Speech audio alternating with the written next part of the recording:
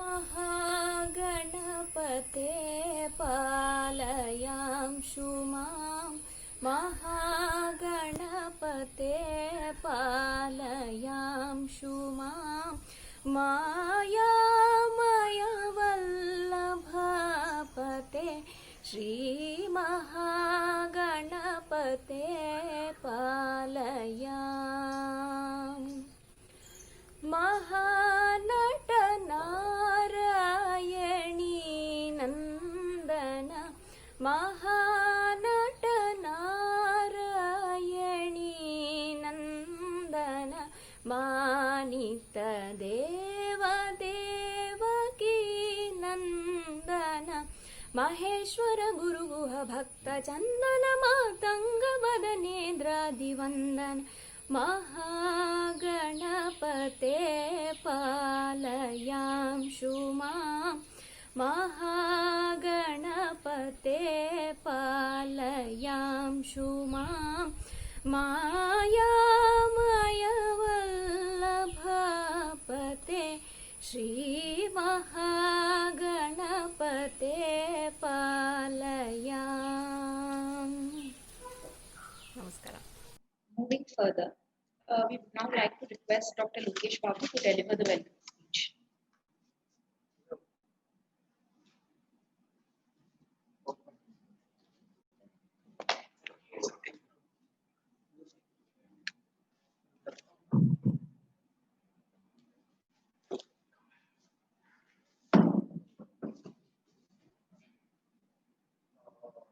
So there is a lot of new events happening on Tuesday, and also first eKANCIPS on the online conference. So I warmly welcome. I request the President of Indian Psychiatric Society, Karnataka Chapter, Dr.LGP Achar, to sign the inaugural session. And I would like to invite today's chief guest, and warmly welcome Dr. Prashant GP, and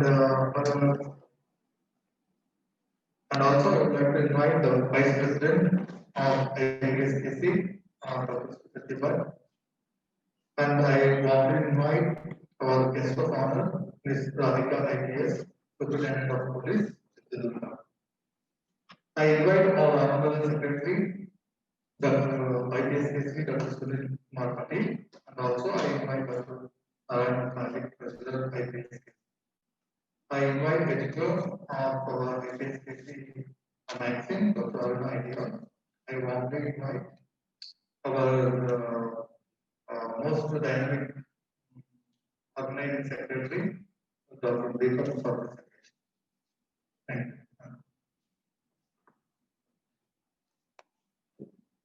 Thank you, sir. We now request Dr. B.R. Madhukar to declare eKANCIPS 2020 open and invite our chief guest and guest of honor for the occasion to invite the ceremony by watering the plant. A very good morning to all of you. Ellarigu namaskara. Dr. Lokesh Babu, Dr. Deepak and their team, as also members of the EC, have worked very hard in preparing for eKANCIPS 2020. Let us cherish the proceedings of this conference. We all are becoming a part of history. eKANCIPS is a first in Karnataka and I dare say a first for IPS in India. Ladies and gentlemen, I declare eKANCIPS 2020 open. I now invite Dr. Prashant G, Dean BMCH, and Srimati Radhika, IPS, to light the lamp and inaugurate it. Thank you.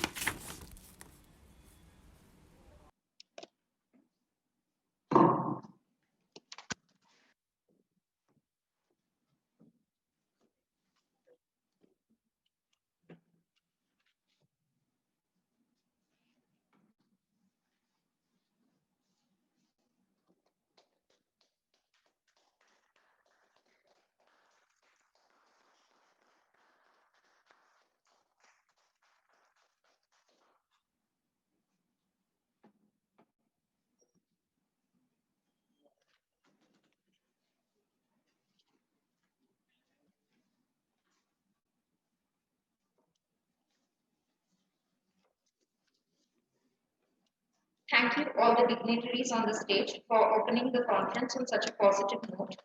We would now like to request Dr. Lokesh Babu to felicitate Dr. Prashant Ji, the chief guest for the occasion, and Srimati Radhika Ji, the guest of honor for the ceremony.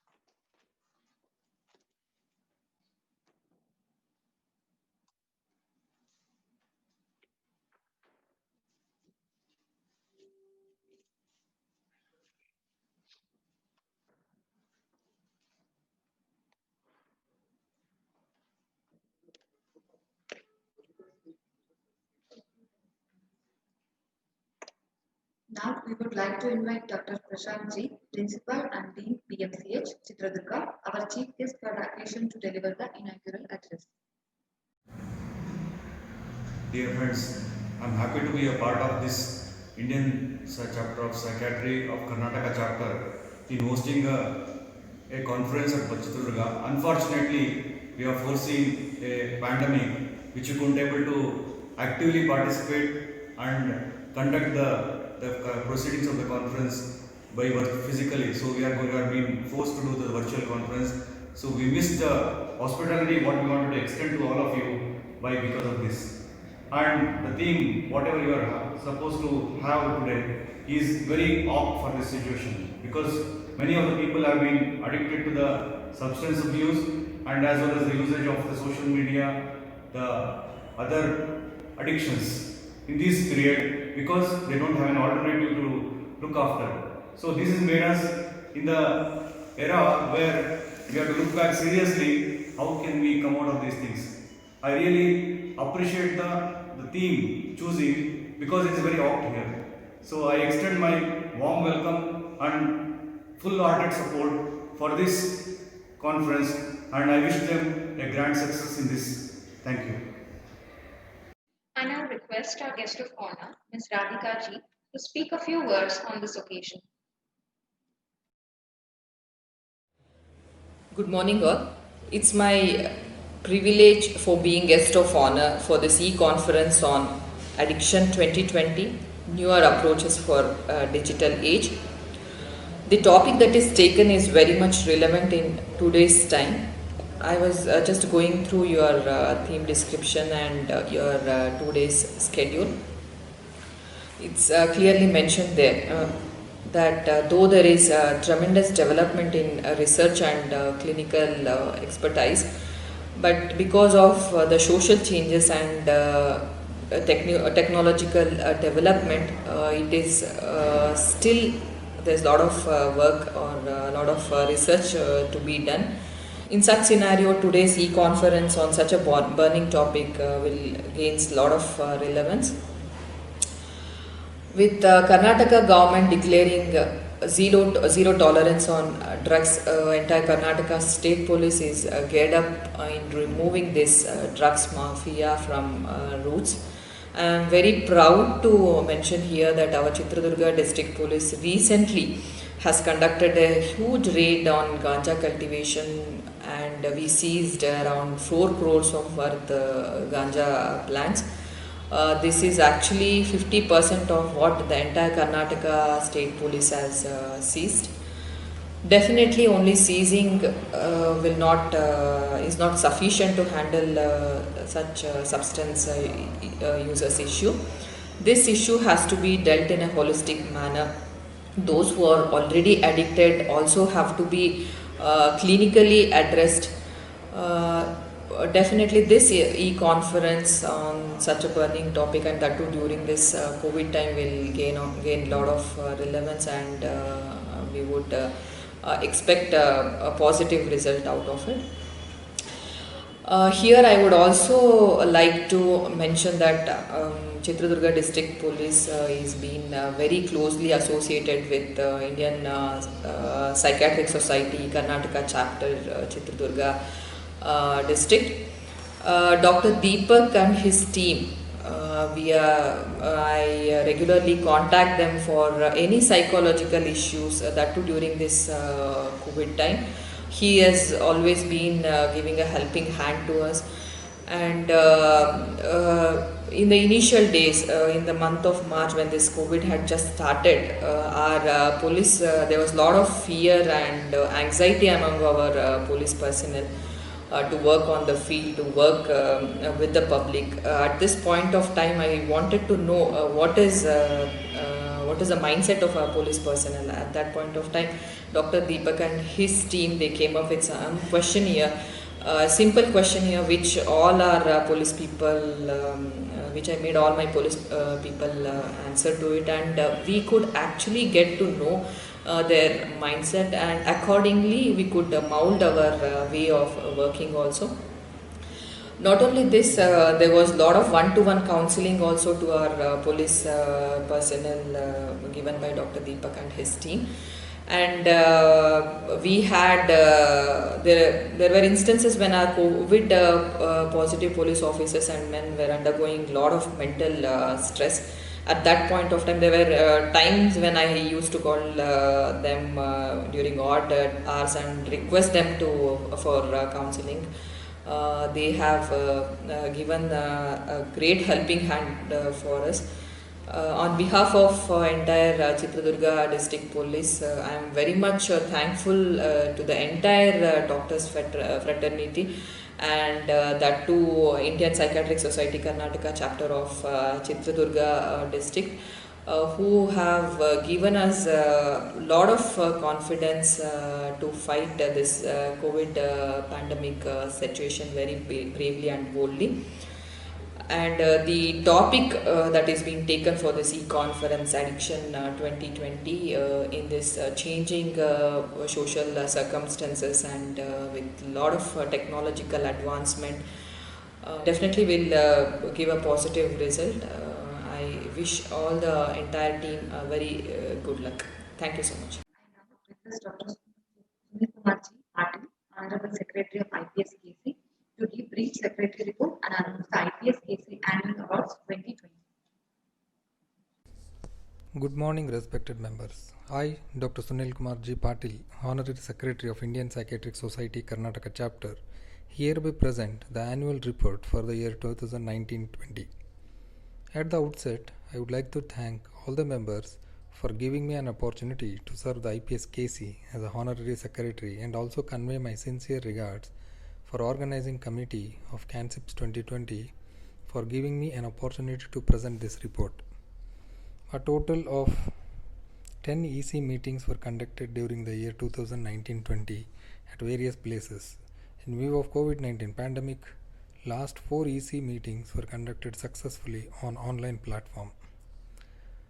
I would like to convey my deepest condolences to Dr. K.N. Srinivas, Dr. P.S. Gopinath, Dr. M.K.K. Salim, Dr. Maqsood Jagirdar, whom we lost during last few months, and they had enough and immense contribution to our society.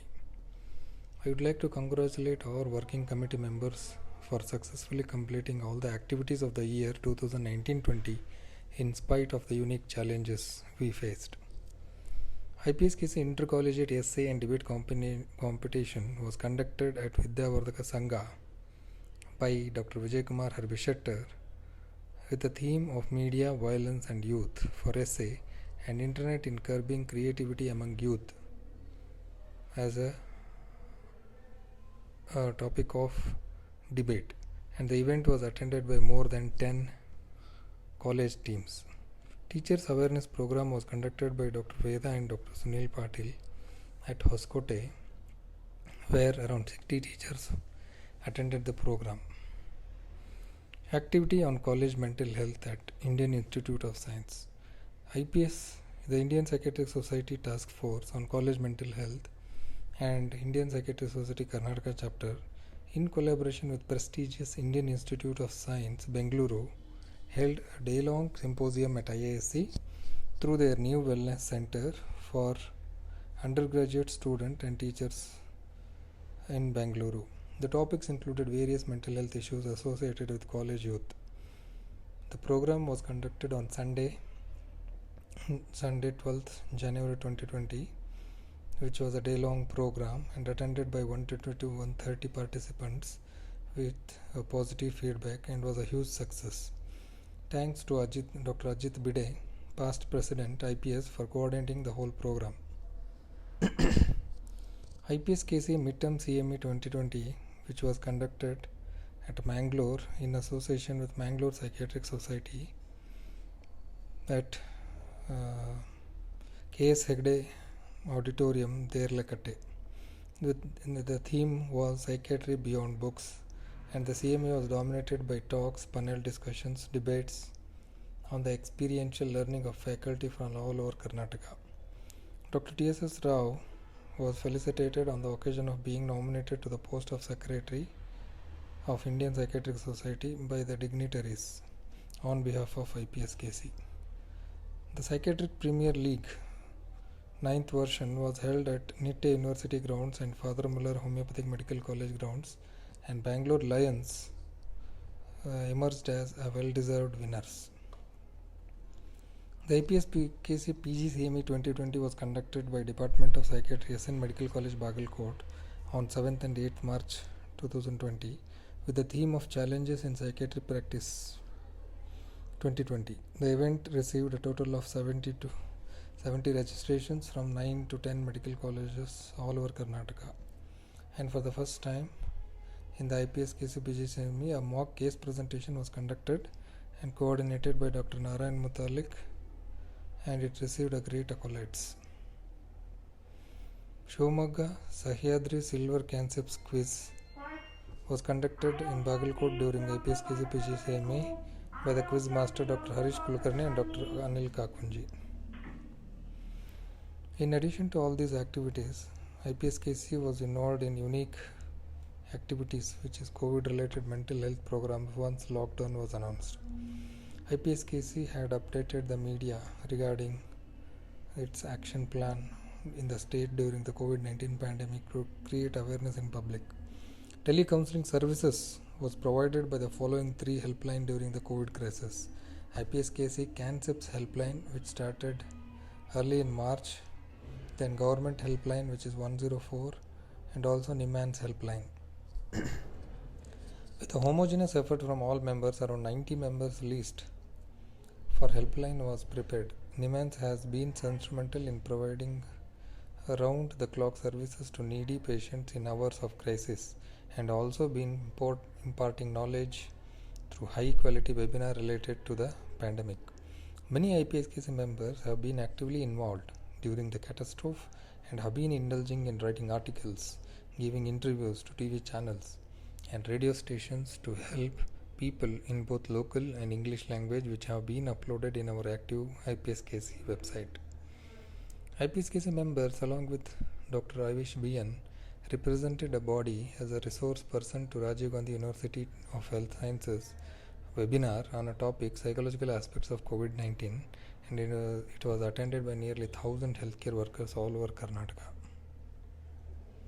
Dr. Maksud Jagirdar, an active IPSKC member from Hubli, went personally into slum areas along with police and created mental health awareness in local language during this hour of crisis. Unfortunately, we lost Dr. Jagirdar due to COVID-19 infection later.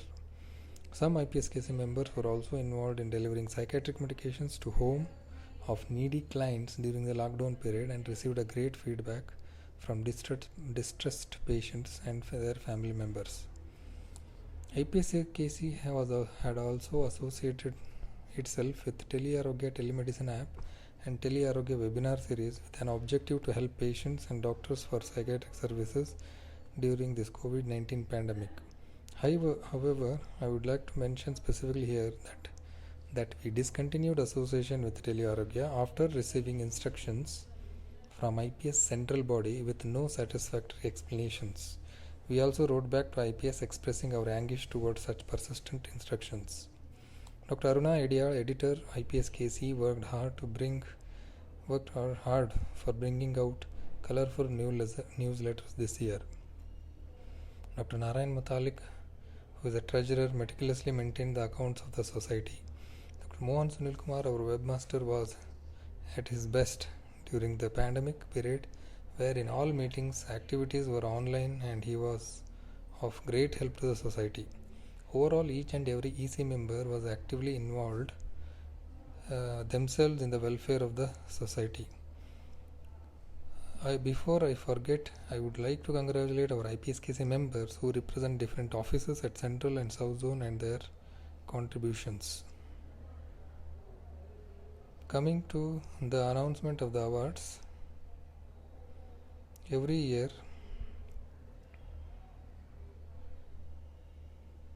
IPSKC gives awards in recognition of significant work done in the field of mental health and allied subjects. Coming to the R.L. Kapur Memorial Lecture, Ms. Sudha Murty, Infosys Foundation, Bengaluru, has been conferred this prestigious award for her immense contribution. Dr. B.N. Gangadhar, Director, NIMHANS, has been conferred with Eminent, would receive Eminent Psychiatrist Award for the year 2019. Dr. P.S. V.N. Sharma, Professor and Head Department of Psychiatry, retired, Manipal, would receive this award for the year 2019-20. Dr. Ahalya Raguram would receive Dr. LGP Achar Memorial Oration Award for her significant standing in the field of psychotherapy. Dr. Swaminath G has been conferred with Srimati D.S. Rajeshwari Chandrasekhar Samadhana Center Award for his contributions in the community psychiatry. Dr. Samiran S. Chate from Belagavi would receive Professor R. Raguram Distinguished Young Teacher Award for his teaching and academic contribution. Dr. S.S. Jairam Award for the best literature in mental health field to enhance public awareness and educate them will be awarded to Dr. Virupak Devaramane, Udupi. Dr. K.M. Dhrukumar Award will be received by Dr. Harshita H.A., a postgraduate student from NIMHANS, for her work in the field of psychotherapy. Samarthanam Trust from Bengaluru would receive IPSKC Distinguished Service Award for their contributions in the field of mental health and helping disabled people through their trust. Father Muller Charitable Group of Institution would receive Spandana Award, which is from Mangalore, for their contributions in the field of de-addiction through Velankani Ward. Katil Appupai Manasa Award will be received by Dr. Sneha V., postgraduate who won highest marks in the field of psychiatry from Rajiv Gandhi University, and she hails from Bangalore Medical College. Dr. H.S. Subramaniam Memorial Best PG Paper Award will be announced in the later period. I would like to apologize the members for not being able to conduct some of the activities like IPSKC School Essay and Debate Competition, IPSKC Undergraduate Written Prize Examination and Undergraduate Oral Quiz, and also IPSKC Social Event, which could not be conducted due to the COVID-19 pandemic. Coming at last to the annual conference, this year for the first time the annual conference is being conducted online, which is unique in the history of IPSKC. Dr. Lokesh Babu and Dr. Deepak RS and their dynamic team has been working on it day and night to make it successful.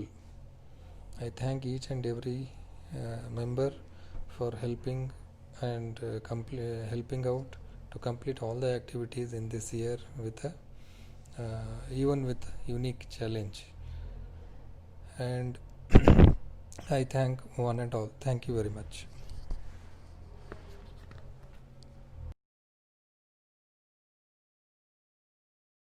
Charitable Institutions, Mangalore, for its contribution in the field of de-addiction. I request Dr. Ahalya Raguram to read the citation.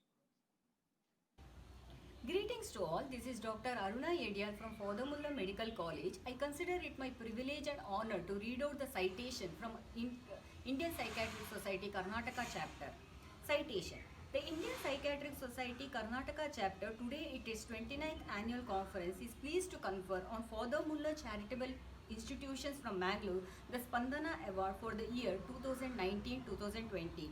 Fodamula Charitable Institutions has seen 14 decades of steadfast services towards health and well-being of humanity. Established in the year 1880 by Father Augustus Muller, today it is an institution which has 13 sub-institutions related to health and health education with over 2,500 employees.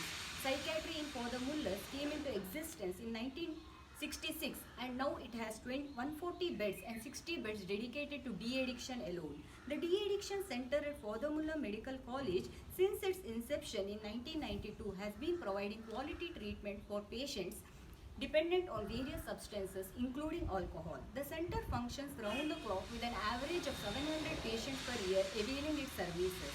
The center also provides de-addiction training for graduate and postgraduate students in various disciplines from various institutions in and around Mangalore. It also has community outreach programs where it raises public awareness against substance use and dependence through public programs and media campaigns. All this has helped thousands of patients over the years to live a life of sobriety and hence live more fuller and meaningful lives.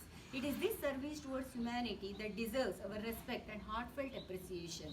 In recognition of the relentless services rendered towards alcohol-related problems, Indian Psychiatric Society Karnataka Chapter would like to honor Fodamula Charitable Institutions of Mangalore with the Spandana Award for the year 2019-20. Undersigned by Dr. B.R. Madhukar, President, IPS KC, and Dr. Sunil Kumar G. Patil, Honorary Secretary, IPS KC, on 4th of October 2020 at Chitradurga. Thank you. Next award, the IPS KC Distinguished Service Award goes to Samarthanam Foundation, Bangalore, for enormous contribution in field of mental health. I request Dr. Somshekar Vijay to read the citation. Good morning to one and all. Indian Psychiatric Society Karnataka Chapter IPS KC Distinguished Service Award for the year 2019-20. Citation. The Indian Psychiatric Society Karnataka Chapter today at its 30th annual conference eKANCIPS 2020 at Chitradurga is pleased to bestow on the Samarthanam Trust for the Disabled with IPS KC Distinguished Service Award for the year 2019-20. Samarthanam Trust for the Disabled is a national award winning NGO established in the year 1997 by founder managing trustee Mr. Mahandesh Ji and his schoolmate and childhood friend late Suguru Paramashivaya Nagesh. Samarthanam, one of the biggest NGO in the India, works for the empowerment of persons with various disabilities, including mental illness, intellectual disability, etc. The organization vision, mission and objectives have been achieved through a wide range of strategic interventions such as education, livelihood, rehabilitation, etc. It also promotion of the cricket for the blind in India, promotion of arts, culture, sports, recreation and leisure, promotion of assistive technology accelerates through startup companies. Comprehensive rehabilitation including assistive devices and technology per person with disability through 13 centers spread over 7 states of India. The organization is to promoting and offering special education for the children and adults with intellectual disabilities both through residential daycare centers in order to improve functional abilities, communication, life skill, etc. These are functional since 2016 and over 1,500 have accessed the service. Cricket Association of Blind in India, that is CABI, the cricketing arm of Samarthanam, fosters the game of blind cricket and visually impaired players across India. Under this banner, the national team participated in global tournament. Despite a constant scramble of fund, it has successfully managed to host World Cup for the blind in India through and brought laurels to the nation. Samarthanam doesn't offer people livelihood, it also teaches them valuable life lessons and instills in them sense of self-confidence and self-esteem. Indian Psychiatric Society Karnataka Chapter takes pride in awarding its IPS KC Distinguished Service Award for the year 2019-20 upon Samarthanam Trust for the Disabled Bangalore and placing on record its deep appreciation and encouragement of its human service and devoted work of team. Signed by Dr. Madhukar VR, President IPSKC, and Dr. Sunil Kumar G. Patil, Honorary Secretary IPSKC, 4th October 2020, Chitradurga. Namaskara. Thank you, sir. The next award, Professor Ahalya Raguram, Distinguished Young Teacher Award, goes to Dr. Samiran S. Chatti from Belagavi for his work in the field of teaching and academics. I request Dr. Narayan Muthale to read the citation. Raguram Distinguished Young Teacher Award of the Indian Psychiatric Society Karnataka Chapter for the year 2019-20 is being bestowed on Dr. Samiran S. Chatte. Dr. Samiran S. Chatte's contribution to psychiatry is remarkable. After graduating from JJMMC in Davangere, he did diploma in psychological medicine at the same institute in the year 2003. He has completed MD in psychiatry from the prestigious KLE's Jain Medical College, Belgavi in 2009. He has been working in Jain Medical College, Belgavi, and currently he holds the post of Professor of Psychiatry. Dr. Samiran S. Chatte is a brilliant clinician and a teacher par excellence, and his hard work personified. His commitment towards teaching psychiatry to both the postgraduates and the undergraduate students needs appreciation. He is a dedicated and a friendly teacher who can be approached easily by students. He is an official mentor for both undergraduates and postgraduates of the college. He has been a role model for many of the undergraduates who have taken up psychiatry as their career. He always puts his efforts to make psychiatry more interesting while teaching. He is actively involved in curriculum making and periodic review of the same. He has been a guide and co-guide for many of the postgraduates as well as for undergraduates in their ICMR research projects related to mental health. He is also involved in teaching psychiatry to students of other disciplines like nursing and physiotherapy. He has many research publications to his credit. He has been an internal as well as external examiner in postgraduate examinations. He has very good clinical acumen and students find his rounds very informative. He has brought many changes in teaching, being a member of Department of Medical Education for a long period. Dr. Samiran S. Chatte has excellent clinical and teaching skills and has the ability to guide in research. He has the passion and compassion required in a teacher. He was a treasurer during eKANCIPS 2007 held at Belgavi. He served as executive council member of IPSKC from 2010 to 2013. He conducted state level IPSKC MCQ prize examination in psychiatry for UG bar interns for 5 times and held the position of organizing secretary during IPSKC annual PGCME in Belgavi 2018. He was organizing secretary of the first psychiatry teachers meet at Belgavi in 2018. Dr. Samiran S. Chatte's contribution to the local and national level is an inspiration to students and his peers.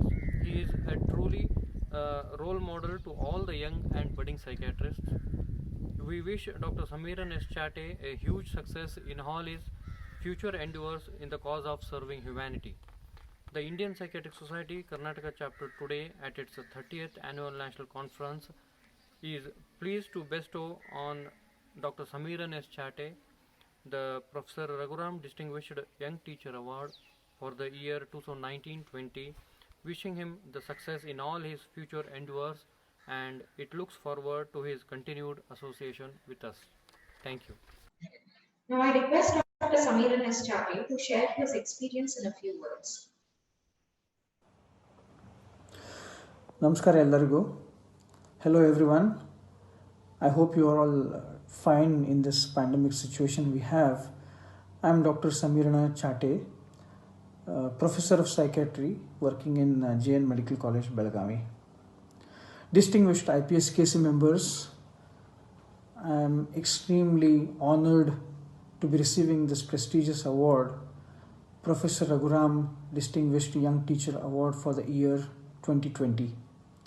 This award means a lot to me. I am very thankful to IPSKC who recognized my work in teaching psychiatry to students and felt I am worthy of it. And thank you once again. Winning this award wouldn't have been possible without the inspirations I received from my teachers, my seniors, my colleagues, my students, for whom I have deepest respect. I sincerely thank my teachers, Dr. N.M. Patil, Dr. G.S. Bhogle, Dr. Nagaraj Rao, Dr. C.Y. Sudarshan, and my father, Dr. Suresh N. Chate, for helping me to reach this stage where I am today. I finally thank my family for their constant support and blessings. Moving further, Srimati D.S. Rajeshwari Chandrasekhar and Samadhana Center Award for Best Community Psychiatry in Karnataka goes to Swaminath G, Bangalore, for excellent work in the field of community psychiatry. I request Dr. Sachin to give the citation. Hi everyone, ಎಲ್ಲರಿಗೂ ನನ್ನ ನಮಸ್ಕಾರಗಳು. Indeed, it's a great honor and pleasure to read this citation. Indian Psychiatric Society Karnataka Chapter Srimati D.S. Rajeshwari Chandrasekhar Samadhana Center Award 2018-19. The Indian Psychiatric Society Karnataka Chapter bestows its Srimati D.S. Rajeshwari Chandrasekhar Samadhana Center Award on Dr. Swaminath Gopal Rao for his work in public psychiatry. Dr. Swaminath Gopal Rao, after completing his schooling from the Bishop Cotton Boys School, Bangalore, he completed his MBBS at Karnataka Medical College, Hubballi. He then did his post-graduation in psychiatry from the National Institute of Mental Health and Neurosciences, Bangalore, both diploma in psychiatric medicine and later MD. He headed the psychiatry department at the B.R. Ambedkar Medical College, Bangalore. Dr. Swaminath Gopal Rao has been an active member of our Indian Psychiatric Society and involved in all its programs. He has adorned the post of editor, secretary, president of the Karnataka chapter, Indian Psychiatric Society, president of the South Zone, assistant editor and editor of the Indian Journal of Psychiatry at the national level. At each of these positions, Dr. Swaminath has left an indelible stamp of his devotion to duty with penchant for being a team builder and a team leader. He has been a recipient of both the LGP Achar Oration Award and the Eminent Psychiatrist Award of the IPS Karnataka chapter. Such devotion has also marked his commitment to mental health in the community over 2.5 decades. First, through the Swami Vivekananda Youth Movement in the remote HD Kote Taluk of Mysore district, catering to the mental health needs of mainly tribals through 400 mental health camps, mental health outpatient services, mental health training of teachers, health facilitators and the community. Particular focus have been on the needs of children, HIV and AIDS patients and addiction patients. He has been the leading figure of the first residential service for the homeless mentally ill in the HD Kote area at the Chittadama, which has rendered phenomenal service in helping the lost persons with mental illness reunite with their families across the length and breadth of the country. This pioneering work is deeply appreciated by all. The focus being on humanitarian work for mentally ill, resources limitations have never held him back. Another venture that he has pioneered is the Chitta Sanjeevani Trust, through the largesse of donor to cater to provision of medicines for psychiatric illness through the NGOs and healthcare organizations. Swami Ji, as he is known to his friends, reflexively and often contagiously cheerful, has an exemplary zeal of selfless work, an invaluable track record of projects taken up and seen through, and gregarious personality most becoming the profession. At Indian Psychiatric Society Karnataka, we ourselves are honored to bestow this award on this remarkable man on this 4th day of October 2020 at the 30th annual conference of Indian Psychiatric Society Karnataka chapter, that is eKANCIPS 2020, held at Chittadurga. Thank you. Now I invite Dr. Swaminath for his words on this occasion. Har Har Mahadev. Dear all, it is a great honor to receive the prestigious Srimati D.S. Rajeshwari Chandrasekhar Samadhana Center Award, and I thank the IPSKC for considering me for the same.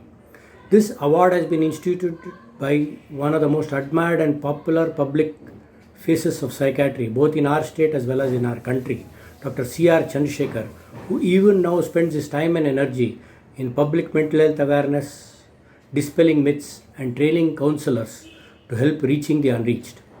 I salute to him as I accept this award with gratitude and humility. I owe my gratefulness to many organizations and individuals. The Swami Vivekananda Youth Movement, which gave me a platform to reach mental health care and education to the tribals and rural poor for the past 25 years. The Chitta Prakasha Charitable Trust, which runs Chittadama Residential Rehabilitation Center for homeless persons with mental illness for the past 10 years, as well as the Chitta Sanjeevani Charitable Trust, which through NGOs dispenses free psychotropic medications to those attending mental health camps in rural areas across Karnataka for the past 6 years. I dedicate this award to all those who have been a driving force to me in this endeavor, me being Nimitta Matra. I owe my gratitude to the trustees and staff of these NGOs who have helped me accomplish this onerous task. I would specifically like to thank Dr. Sampath, psychiatrist, and other fellows psychiatrists and psychiatry postgraduates of various institutions including JSS who have accompanied me and shared their responsibility for the past many years. The wonderful work of my partner NGOs serving the rural poor in various areas of Karnataka, collaborating with us in reaching medicines to the beneficiaries, demand my gratefulness. My special thanks to the caregivers and staff who competently manage our centers in our absence,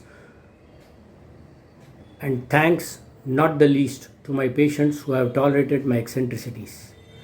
I, along with the trustees of Chitta Prakasha Charitable Trust as well as Chitta Sanjeevani, would like to thank the donors, especially Infosys Foundation, whose assistance has helped us work with comfort, not worrying about finances. I owe my family appreciation for giving me the space to accomplish this onerous task, and a huge pranams to the Lord above for creating this wonderful moment in my life. I thank you all. Thanks a lot. Thank you, sir. I would like to request the President of IPSKC, Dr. B.R. Madhukar, to give presidential address. Dear IPS members, Chief Guest Dr. Prashant G, Guest of Honor Srimati Radhika IPS. At the outset, I would like to sincerely thank His Holiness Sri Dr. Shivamurty Muruga Sharanaru, President SJM Vidyapita, and BMCH authorities for providing us the infrastructure to have our first eKANCIPS. Due to the ongoing pandemic, physical conference had to be cancelled, and as advised by our members, we decided to have eKANCIPS. Chitradurga, as you all remember, played host to our inaugural PPL, our cricket tournament, and now to eKANCIPS. And Dr. Deepak has been the organizer for both. During the last year, sadly, we lost two very senior members of IPSKC, Professor P.S. Gopinath and Professor K.N. Srinivas. Both had worked immensely in the field of mental health. COVID also had a hand in the sudden demise of two dear friend psychiatrists, Dr. M.A. Jagirdar and Dr. M.K.K. Salim. Both of them had been very active till the end. It only showed how vulnerable we all are. The theme for the eKANCIPS Addiction 2020 Newer Approaches for Digital Age is timely. It addresses the many challenges we face as parents and professionals. We have many young and well-known speakers lined up for the conference. The first structured conference by our state branch took place in 1991, and today is the 30th conference. I am sure our founders of our society would have been very happy that it has gone from strength to strength. Our Gaurava Karyadarshigulu, Dr. Sunil Patil, has placed before us a brief version of the awards, recognition offered by our society. As you all see, the average citizen, organization, school and college-going students, medical students, students of psychiatry, psychiatrists, and allied mental health professionals are rewarded in our various activities. IPSKC has been awarded Best Branch many times, the most recent being during ANCIPS 2020. The pandemic has brought mental health to the focus and provides us an opportunity to rise to the challenge and continue to work for the betterment of people. I would like to end by thanking all the EC members for guiding me during the year and supporting me throughout. Enjoy the deliberations and the conference. Thank you. Thank you, sir. Your observations are indeed valuable. I would now like to request Dr. R.S. Deepak, the Organizing Secretary of eKANCIPS 2020, to deliver the vote of thanks. Good morning, all. I am extremely sorry for the technical issues we faced today morning. I am very pleased to deliver the vote of thanks today on the occasion of inauguration of eKANCIPS 2020. In unprecedented conditions, our dream of hosting CANCIPS at Chitradurga is made possible by immense support from His Holiness Sri Dr. Shivamurty Muruga Sharanaru, who blessed us with prayers and cooperation right from the very beginning. My heartfelt gratitude to you, Swamiji. I would like to thank Dr. Madhukar PR, President IPSKC, for guiding us at important junctures during the organization process. We express our heartfelt gratitude to you, sir. I would now like to thank Dr. Prashant Ji, Dean BMCH, for his timely guidance and valuable support. Thank you, sir. I would like to thank guest of honor, Srimati Radhika Ji, IPS, Superintendent of Police Chitradurga, for gracing the occasion. Thank you, madam. I would like to thank Dr. Shripati Bhatt, Vice President of IPSKC, for his unwavering support and his valuable presence. Thank you, sir. I would like to extend my deepest gratitude to Dr. Sunil G. Patil, who, despite battling COVID, has toiled hard for this conference to be a success. Thank you, Dr. Sunil. I would like to thank Dr. Narayan Mutalik, Treasurer of IPSKC, who is himself. Thank you, Dr. Narayan. I would now like to thank our dynamic editor of IPSKC, Dr. Aruna Edial, who has creatively contributed to this conference. I would like to thank Dr. B.N. Gangadhar, Director of NIMANS, who has kindly spent valuable time with us. I express my gratitude to you, sir. I would like to thank Sri A.J. Parameshwaraya, Secretary of SJM Vidyapita, for his valuable cooperation. Thank you, sir. I would like to thank Sri Doreswamy, Executive Officer of SJM Vidyapita, for his valuable cooperation and support. Thank you, sir. I would like to extend my warm gratitude to Dr. Palakshaya L, Medical Superintendent of BMCH, for his valuable support and cooperation. Thank you, sir. I wholeheartedly thank EC members and all the office bearers of IPSKC for their support. I would also like to thank august audience and learned delegates for their patience, without whom this academic event would not be worthwhile. My personal gratitude to Dr. Gopal Das for graphic designing of eKANCIPS brochures and providing technical support for us. Thank you, Dr. Gopal. Last but not the least, I would like to thank Icon Pharma for their support in hosting the conference. Thank you, one and all.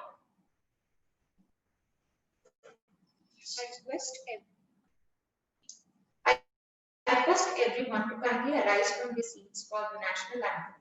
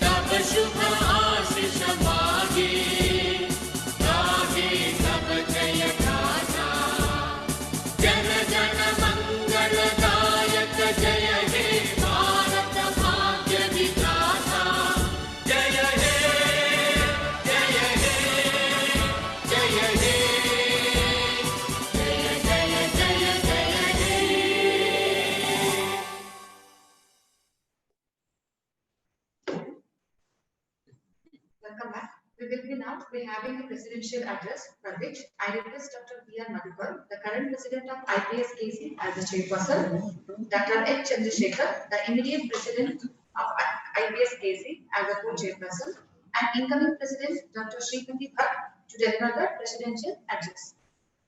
I would like to call upon the chairperson, Dr. B.R. Madhukar, to give his opening remarks and introduction. Ladies and gentlemen, it gives me immense pleasure to welcome and introduce Professor Shripati Bhatt, President-elect and Vice President.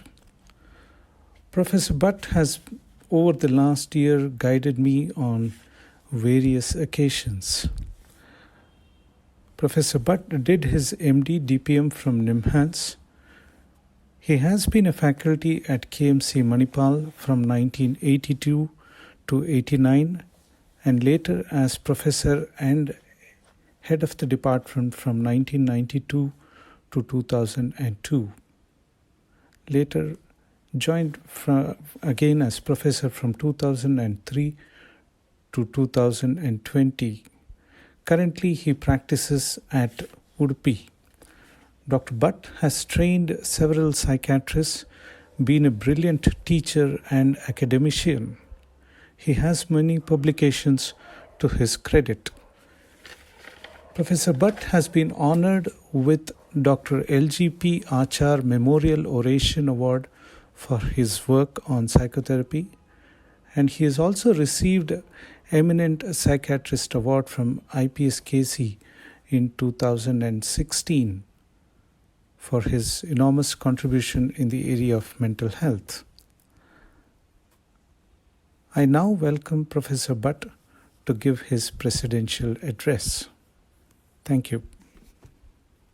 So, good morning to everyone, honorable guests and dignitaries on the stage, my friends, the members of the IPS KC. In fact, I am officially not yet been provided with the honors of being a president, because it has to take place in the AGV in the evening. Dr. Madhukar is going to hand it over to me, the outgoing president. So being an incoming president, I am here just to give you an idea as to what are our plans, the teams of our plan or my plan, my team's plan, which is going to be there now,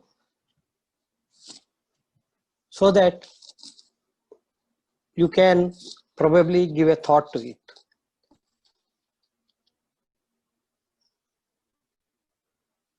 To begin with, I thank you all for placing your trust in me to hold the post, which brings along a responsibility, that of planning and executing various activities of the club to fulfill the objectives of the society. Needless it is to say that I cannot carry on with these responsibilities without your wholehearted support and contribution. At this juncture, I should be planning the year ahead with activities relevant and feasible, and I have my EC members and their wisdom to guide me. I will get to know who are going to be with me as EC members by evening. So having said that, now I will come to the main topic of the presentation. Now, if you look at the current scenario, what is happening in the country or even worldwide,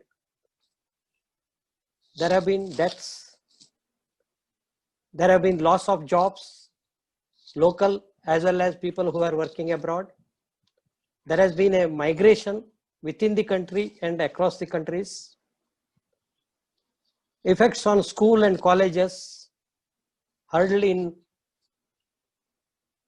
the continuation of the education, hurdles in getting new courses, entry into the new courses for those who have finished their PUC or finished their graduation. And there has been a very tremendous stress on medical profession, doctors, nurses, and other health workers. The burden on the families as a result of what all is happening here. And all this is because of this COVID-19. And certainly it has an impact on all aspects of life. And our concern here is the health and more so the mental health. Now again, if you look at the things that are happening now that schools cannot be open, colleges cannot be open, the virtual mode of education has started, and there has been problems with accessibility because everyone, especially those who are in the remote places, are finding it difficult to get access to the internet. So they are doing all kinds of things to avail it, but failing to do it. There is a stress on child and also the teachers. Both are stressed because they have to get used to it. Teachers more than the students, because quite a few of them who have been, who have crossed a particular age are not very familiar with this digital systems. So they have to learn and they have to act on it. Then also there is a stress to mother, which was already there earlier, even before this situation when actual schools were there. Then also the mothers were under stress to sit with their children and see that they study, teach them and things like that. Now it has become a compulsory thing that they sit with the child, with the mobile and help them to learn. And again, most of these mothers are again, quite a few of them are not well versed with this virtual mode. Again, they have to learn and they have to use their whatever skills they could pick up, and maybe the children chip in to help them to set it right. Now one doesn't know, one is not aware how effective or the efficacy of this mode of teaching. One is certainly not very sure about it. Only later on, when an assessment occurs, the thing would be clear. Now, added to this list of things that I have mentioned, there are other things which we need to take into consideration. The floods that occurred, adding to the COVID misery.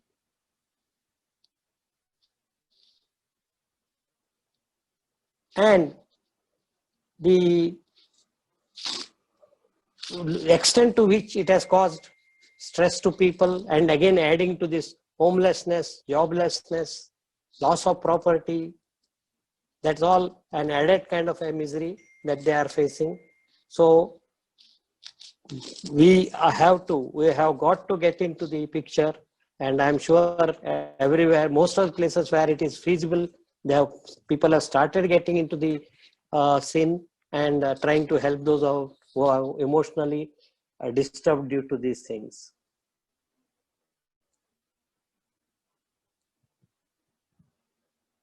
If you look at the effects the current thing has brought on children, I have explained it already. In addition, the maternal stress also has to be taken into consideration. So our focus has to be on child and maternal health, because both are interrelated and both need to be handled. And I think this is a new kind of a job that we need to familiarize ourselves with and see which strategy would be good to help them out. Now, my concern about children mental health at this juncture is because it is an important aspect of community mental health. I would remind you of William Wordsworth, what he said, quote, "The child is father of the man."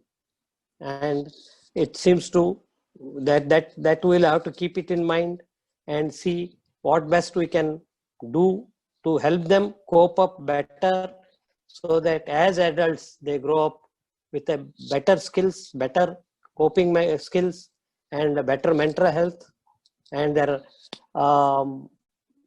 their skills are well developed, especially the occupational skills, and they are able to survive better. So that being the case, I think this has to be the focus of our concern in this post-COVID situation. Actually, we cannot say that this is post-COVID because COVID is still there. We'll have to wait, and then we'll have to probably look into what has happened and how to go about it. So the aftermath is yet to emerge clearly. Till then, maybe whatever little we can do, I think we'll have to do it. And I'm sure most of us are experiencing people coming with the kind of reactions to their joblessness, their future, their concern about the family, and various things that are concerning their life. Mainly the issue is concerning each individual's life, and life of families, life of communities. And I foresee a tremendous stress on mental health professionals in the coming years to get into the picture and at community level to help them out. Fortunately, we know from, for example, the post-tsunami scenario in India, the expected rates of psychiatric morbidity compared to other places, especially Western countries, was less because of a good resilience, family resilience, individual resilience, which probably our culture has provided to us. But we cannot say that it has remained so now, because gradually you see a change to nuclear families, isolated families, even son and his family is away into the towns and cities, whereas older couples continue to stay in older houses in remote villages. And we don't know currently whether it really holds true, but we'll have to watch. And I think we need to prepare now itself for it. So, in other words, we need to prepare ourselves, equip ourselves with measures to deal with people who have faced a disaster. It almost amounts to that. Then, in terms of positive mental health, I think we may have to think of building resilience, programs to help people to build resilience. This is at a community level applicable to each and everyone, so that they are able to put up with the hardships that are there and also that are likely to be facing in the course of time.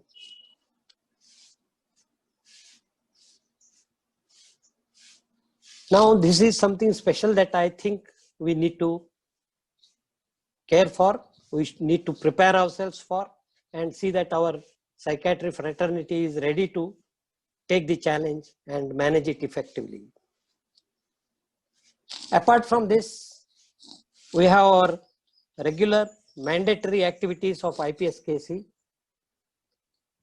Quite a few of them you are aware, like we are conducting quiz competitions, essay competitions, and various activities at different times, and also the different days that we observe, like Suicide Prevention Day, Alzheimer's Day, Schizophrenia Day.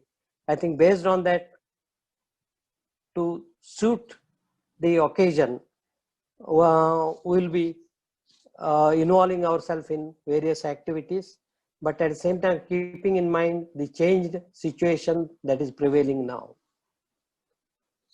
So that has to be followed up, and we will be doing that also along with other newer challenges that we foresee.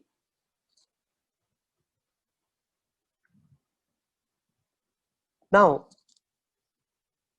before I conclude, I would like to tell briefly about something that I have observed as a senior psychiatrist, you can say. I have been a PG teacher, and recently I retired, and I have quite a few of those senior psychiatrists in the profession of teaching, or who were in the profession of teaching,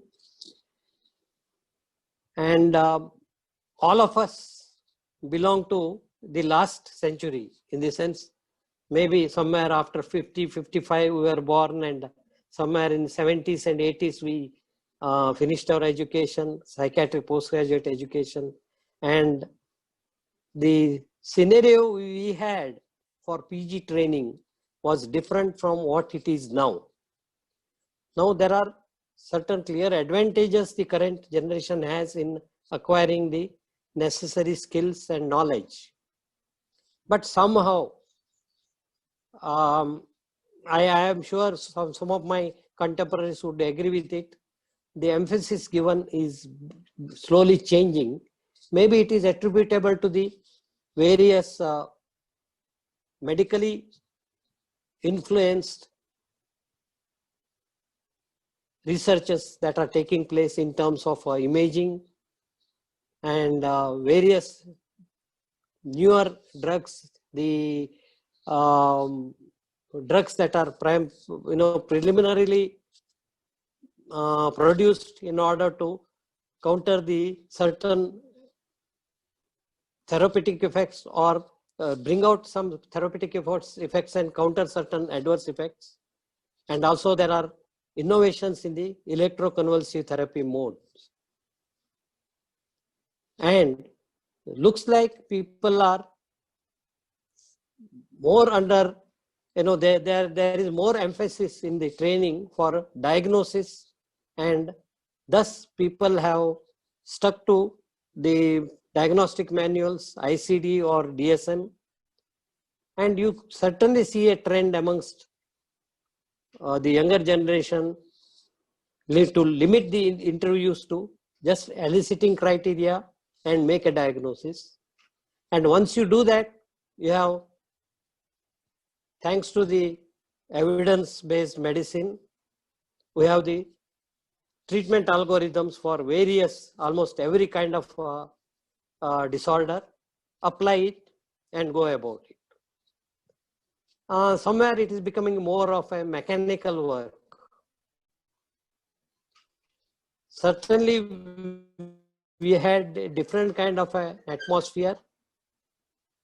We were exposed to psychological, social etiologies, and also therapies, recognition of that and therapies. And I find that this is not emphasized much. And from students' point of view, most of them or quite a few of them seem to be overlooking these, acquiring these skills, which I feel is in the course of time going to cause a problem in the treatment outcomes. And I get a feeling that we need to give a thought to it. And this is just from that point of view that I am bringing this here. And I don't mean to hurt anybody's sentiments or feelings about this. And I have an equal biological orientation as any one of you, any of these youngsters here. Maybe my the amount I know about it, considering your access to the fund of information is much less. Yet I feel that we should care for the other aspects of illness, and we shouldn't forego psychotherapy especially. Okay, now I think I will conclude my speech now. And before that, again, I thank IPSKC for giving me this opportunity to be the president of the team for the year to 2020 and 2021. And I thank all the office bearers, and apart from the members of the IPSKC. And I look forward to the incoming office bearers of my team. And in advance, I welcome them. And I think we should not forget to thank Dr. Deepak and his team at Chitradurga, who have made this e-conference possible in such a manner. And I think we shouldn't forget it. I thank them. I thank everyone. Thank you.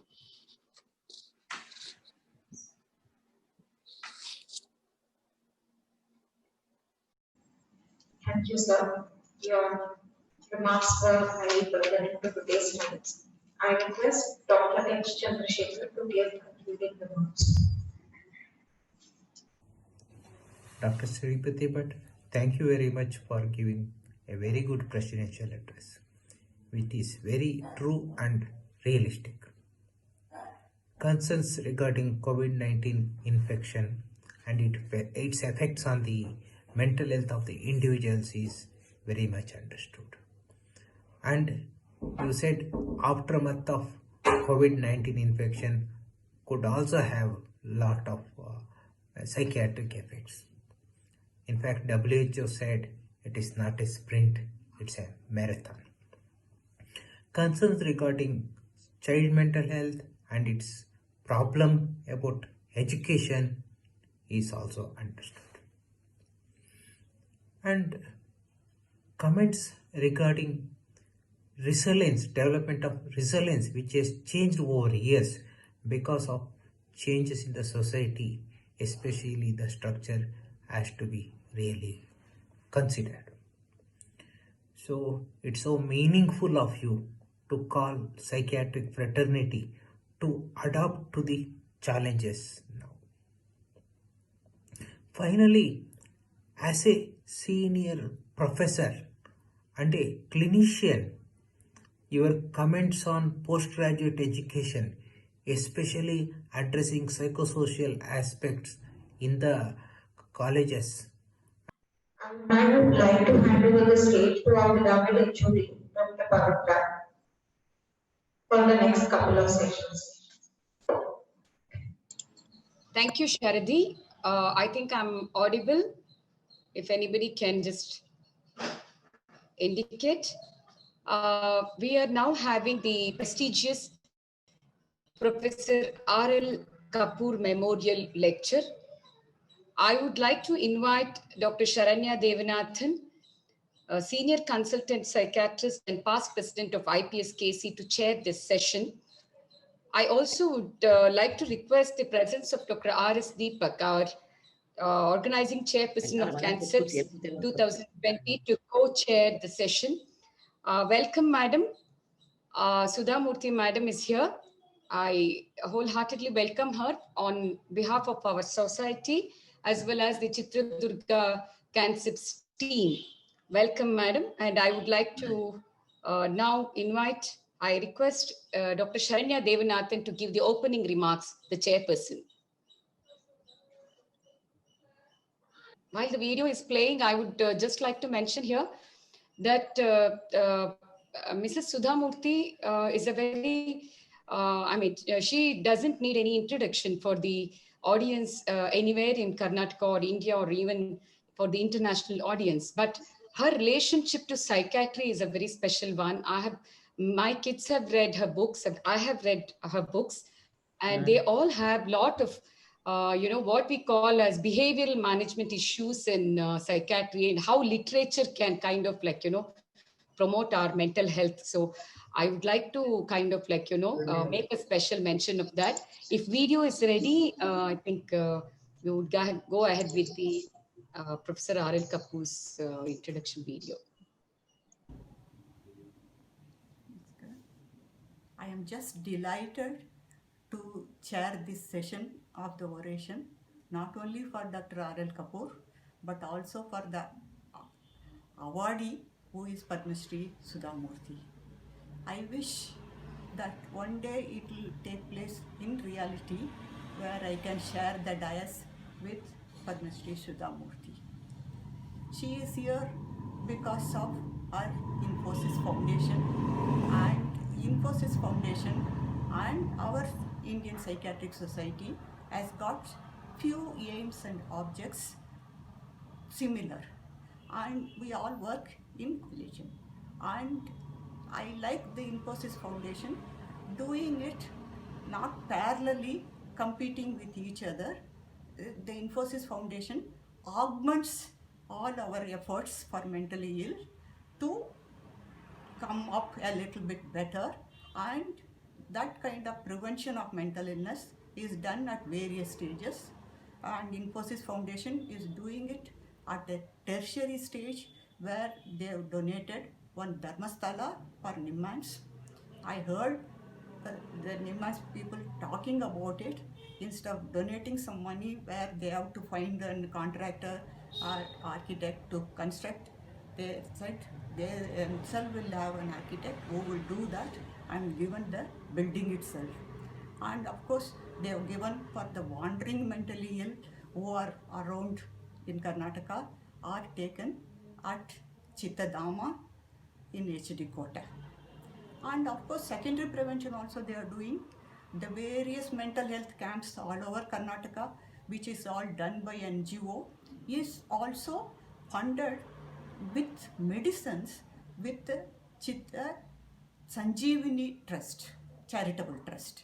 And that is a very great help, because people come to camp, and if they get the advice and if they don't take the drugs, then they are not going to improve, and that makes the secondary prevention so much. Of course, I am not going to talk much about the primary prevention, because plenty of activities the Infosys Foundation is doing, giving libraries to the children and giving vocational training to the destitutes, and also working, showcasing the underprivileged artisans to the world, and so many activities. Okay, and now anyway about the award and Dr. R.L. Kapur, a video will be played.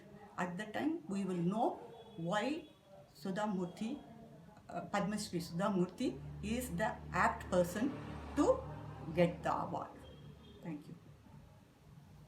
The citation would be read by Dr. Kishore, and I would request Dr. Kishore to read the citation, which is again a recorded piece.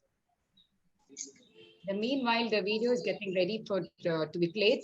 I would like to mention here that Professor R.L. Kapur was a great visionary who was one of the very senior teachers, and a lot of senior psychiatrists now are actually students of Professor R.L. Kapur. He also happens to be the son-in-law of Dr. Shivram Karanth, who is a noted educationist, novelist, writer, and an artist, and happens to be the husband of Professor Malavika Kapur, who has done enormous work in clinical psychology. So if the video is ready, we would play that. The citation, ready. It's a privilege to read this citation the Indian Psychiatrist Society Karnataka chapter today at its eKANCIPS 2020 is pleased to bestow on Ms. Sudha Murty, Chairperson, Infosys Foundation, Bangalore, the prestigious Dr. R.L. Kapur Memorial Lecture Award for the year 2019-2020. Ms. Sudha Murty was born in 1950 at Shivgaon, Haveri district in northern Karnataka. She has always excelled academically and obtained first rank across all branches in her BE from BVB College of Engineering, receiving gold medal from the Institute of Engineers. She soon completed her ME with distinction from the Indian Institute of Science, Bangalore. In her initial years, she worked at Telco, now Tata Motors, and later taught computer science in Bangalore University. Schooled in Kannada medium till her 10th standard, Ms. Sudha Murty fell in love with language. Her strong ties with the language and its speakers have led her to establish more than 60,000 public libraries in Karnataka. She strongly believes in creating awareness for social issues and has passionately traveled around the world for this purpose, including universities, gatherings in more than a dozen countries. A prolific and a popular writer in English and Kannada, her books have been translated in all major Indian languages and have sold over 30 lakh copies in this country. She is a columnist in English and Kannada dailies with 30 books and more than 200 titles to her credit, including novels, non-fiction, travelogues, technical books, and others. Ms. Sudha Murty is a chairperson of Infosys Foundation, established in 1996, a not-for-profit initiative of Infosys Limited to fulfill its social responsibility, which strives for a more equitable society. The foundation supports programs in the areas of education, rural development, healthcare, arts, culture, and care of destitutes. Its mission is to work in remote regions of several states in India and working in the areas that are commonly overlooked by the society at large. Under her guidance, the foundation has supported many projects related to mental health with focus on homeless persons with mental illness, provision of free psychotropic medications, and also publication of mental health awareness newsletter and psychiatric faculty training. Along with several honorary doctorates, Ms. Sudha Murty is recipient of more than 2 dozen awards. Important awards include R.K. Narayan Award for Literature, the Attimabbe Award from the Government of Karnataka for Excellence in Kannada Literature in 2011, Lifetime Achievement Award by Crossword Books in 2018. She has received Karnataka Rajyotsava Award in 2000 and was conferred the fourth highest civilian award of the country, the Padma Shri, in 2006. Generosity of few is a hope for millions has been Ms. Sudha Murty's motto. Her care and empathy for those in distress is legendary, inspiring. Her leadership in times of crisis has been source of strength and motivation to those involved in disaster management. Her active involvement in handling 16 national disasters in the last 24 years has been exemplary and inspiring. Ms. Sudha Murty takes delight in simple pleasures of life, including reading, and she is a movie buff. She is at her happiest when involved in voluntary work for social causes and for religious functions. She loves to actively participate in celebrations. With all this, she is still a very much a family person. Her humility, simplicity have been endearing to all, and her infectious smile captivates all. To this lady of compassion and passion, the IPS KC is happy to present this well-deserved award. Signed, IPS President KC and Honorary Secretary IPS KC, 4th October 2020, Chitradurga.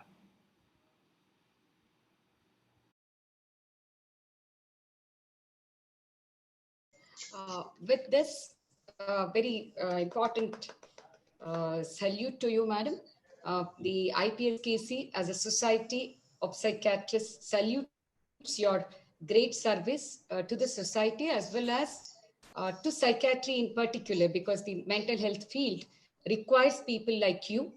And without much delay, I would like to request Professor Sudha Murty to speak, as well as I would like to make a important note from organizers that as part of the oration, usually questions are not allowed.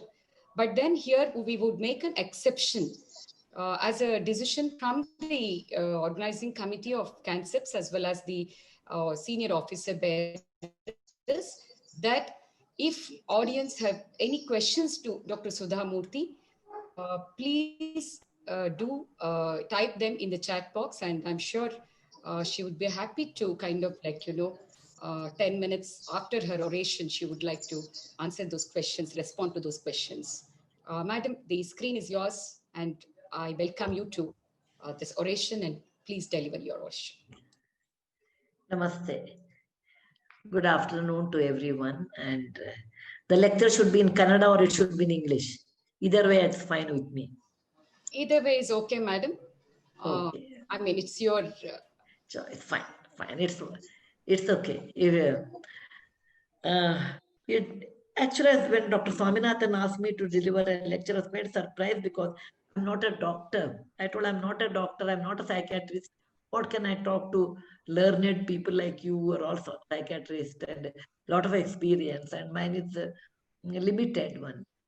Then when we said about R.L. Kapur Memorial, and I remember I met R.L. Kapur many times in Indian Institute of Science. They have a special wing of lectures, and there I used to meet him often, and I knew that he was a son-in-law of Shivram Karan, etc. But by himself, he was a very good person, a great orator, and a great teacher. And it's an honor for me to deliver a lecture on his memorial, and it's something which I think any public speaker would love to get that kind of a chance, and I'm very grateful that you people have chosen me.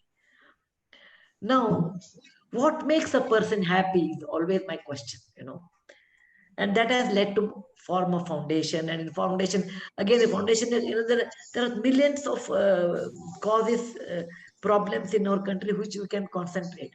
But I always concentrated on what makes a person happy and better. If you think power, and that's the reason that apart from doing other foundation work, I could spend more time on other part of the life like compassion, literature, music, art, and which R.L. Kapur was very fond of apart from psychiatry, and that is only a little bit of parallel I can draw. He has done a lot more work, but I always like to see different parts of life which can lead to happiness. I always say literature, music, dance, painting, ultimately they are sisters and brothers. They are creative arts, and that creative artist always get happiness and spreads happiness, and it has its own plus, its own minus. They are very sensitive, and they are also creative. And it was in my mind, I wanted to write something on a psychiatric problem, actually, and which I have seen in my own life when I worked with people, that how money affects people, how poverty affects people, how people change over a period of time. There was always a question to me, how people change over a period of time. What makes them to change? Is it money? Is it power? Or is it the combination? Or is it a value system which they have grown up? And it took 15 years for me to get this correct concept of how money changes people. Because I have seen, I don't come from a rich family. I come from a middle class family, a doctor's family. My father was a doctor, a gynecologist and a teacher. My sister is a doctor and a gynecologist, and she also a professor. So I have seen with people getting a lot of money and how they are changing. And is money connected with the happiness? And my own way, I came to the conclusion that if power brings you happiness, then all powerful people should be very happy, but that is not true. Actually, Alexander the Great told once, it's a story. He said that when I die, my one hand should be closed, other hand should be open. One hand should have a sword in one hand, and other hand should be open, indicating with the sword, I conquered this world. With open hand, I did not carry anything. So power is a kind of a kick, I think, which makes people happy, but it never stays for a long time. That happiness doesn't stay with you for a long time. The moment your power goes away, people get into depression, I have seen.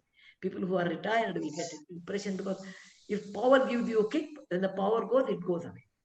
If money brings happiness, to some extent, yes, but it gives you a lot of comfort, lot of things you can buy.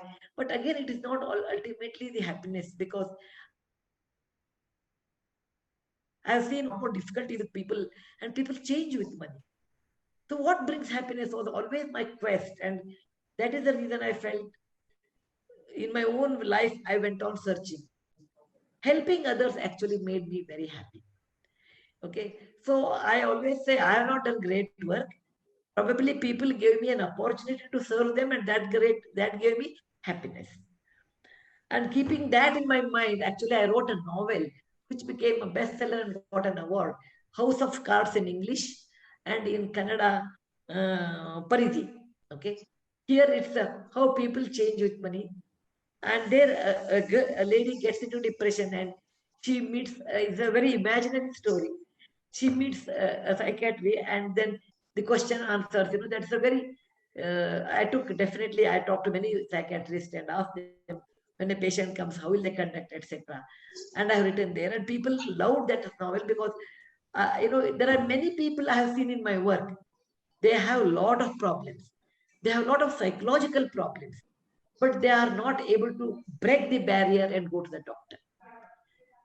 And that is the reason I told Swaminathan in the trust that I will pay for the medicine, because going across the road and getting into the pharmacy asking for psychiatric drug, many people are hesitant. And I've seen husbands, no, you will not waste money. Your mind is weak. You can't be strong. So I've seen many cases in psychiatry, patients suffering like this in my work. And I said, no, I'll pay for the medicine, because a cup of coffee and small medicine is almost same, and it can change everybody's life. So psychiatry or mental health is so important to be happy. And that's the reason I felt I must help to those organizations who care for the such patients. Actually, people who do not have a place to stay, and that is true in the godforsaken area like HD Kote. There, Swaminathan was a consultant. There used to go and look at the patients. I said, I want to build something so that people will be happy. Similarly, at Nimans, I saw so many patients there. We used to go for Nimans for some other work, and then I talked to the doctor. He said, "People, this is #1 institute in India, and we don't get place." And so we built a Dharmashala. What we did is not important. What makes a person happy, and in that process, a literature is part of making people happy. People read. There are many ways one can be happy: taking drugs, taking alcohol, all those things. But what is permanent with you is developing a good, compassionate way and good habits that brings you happiness. And that's the reason we started a library, because a good literature can make you happy. Then we also take volunteers in our work. Many people are extremely happy to give their time. And whenever there is a national calamity, I always tell people, please come and help. Not because I really need help, because I have my own team. But that makes many people happy coming and working for somebody whom they are not related. Fine arts like music, dance, all these things actually make a person happy. And in the most important of all the things, what I realize, what makes person happy is if the person thinks in a positive direction. So what? I have lost the battle, but I'll win the war. When a person feels that way, such people will be happy. That means in life, acceptance of the reality, and then understanding that these are my plus, these are my minus. About my plus, I should not worry. About my minus, I should go on changing or increasing my good qualities and decreasing my bad qualities, and accepting what we are, and not comparing with somebody. That makes a person happy. I don't know what all you talk in psychiatry, all those things, and we must work towards that. So I always write in my book also, give this message that be happy in a real circumstance, whatever you have. To some extent, people object. They say, in that case, there is no ambition in life. There will not be any progress in life. I don't say that. There should not be any progress. But you have to balance, knowingly very well, what are your strengths and what are your weaknesses. And this balance in real life makes a person happy. So you should know where you should aspire. You should know where you cannot aspire. Like a disease, when you get a disease, you cannot aspire No, I want to be fine.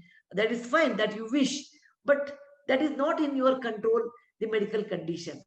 So you have to accept certain things and you should not accept certain things. That is the wise choice someone has to make in life.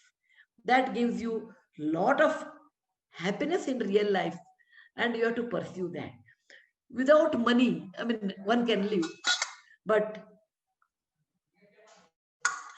without happiness, it's difficult to live. Without happiness, it's difficult to live and become very productive. So I always request in a backward area, there are many backward areas in Karnataka, there are many backward villages.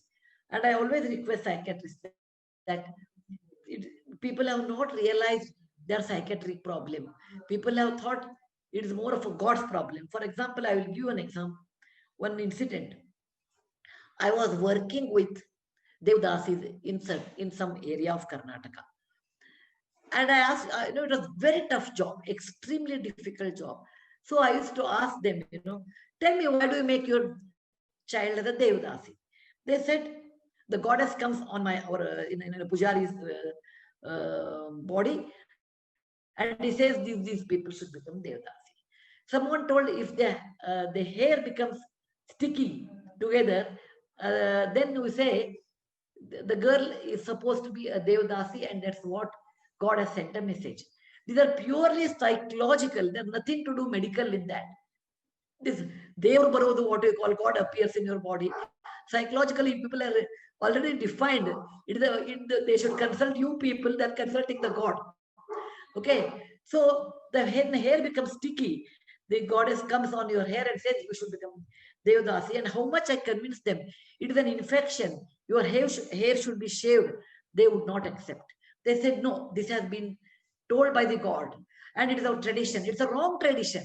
But nobody will listen to us because I'm not like you, a doctor. I'm an ordinary person. So this is a bad procedure we had, and I was always worried about it. How to convince them? It was a big story actually, and I want to cut it short because, I put my 18 years in this subject.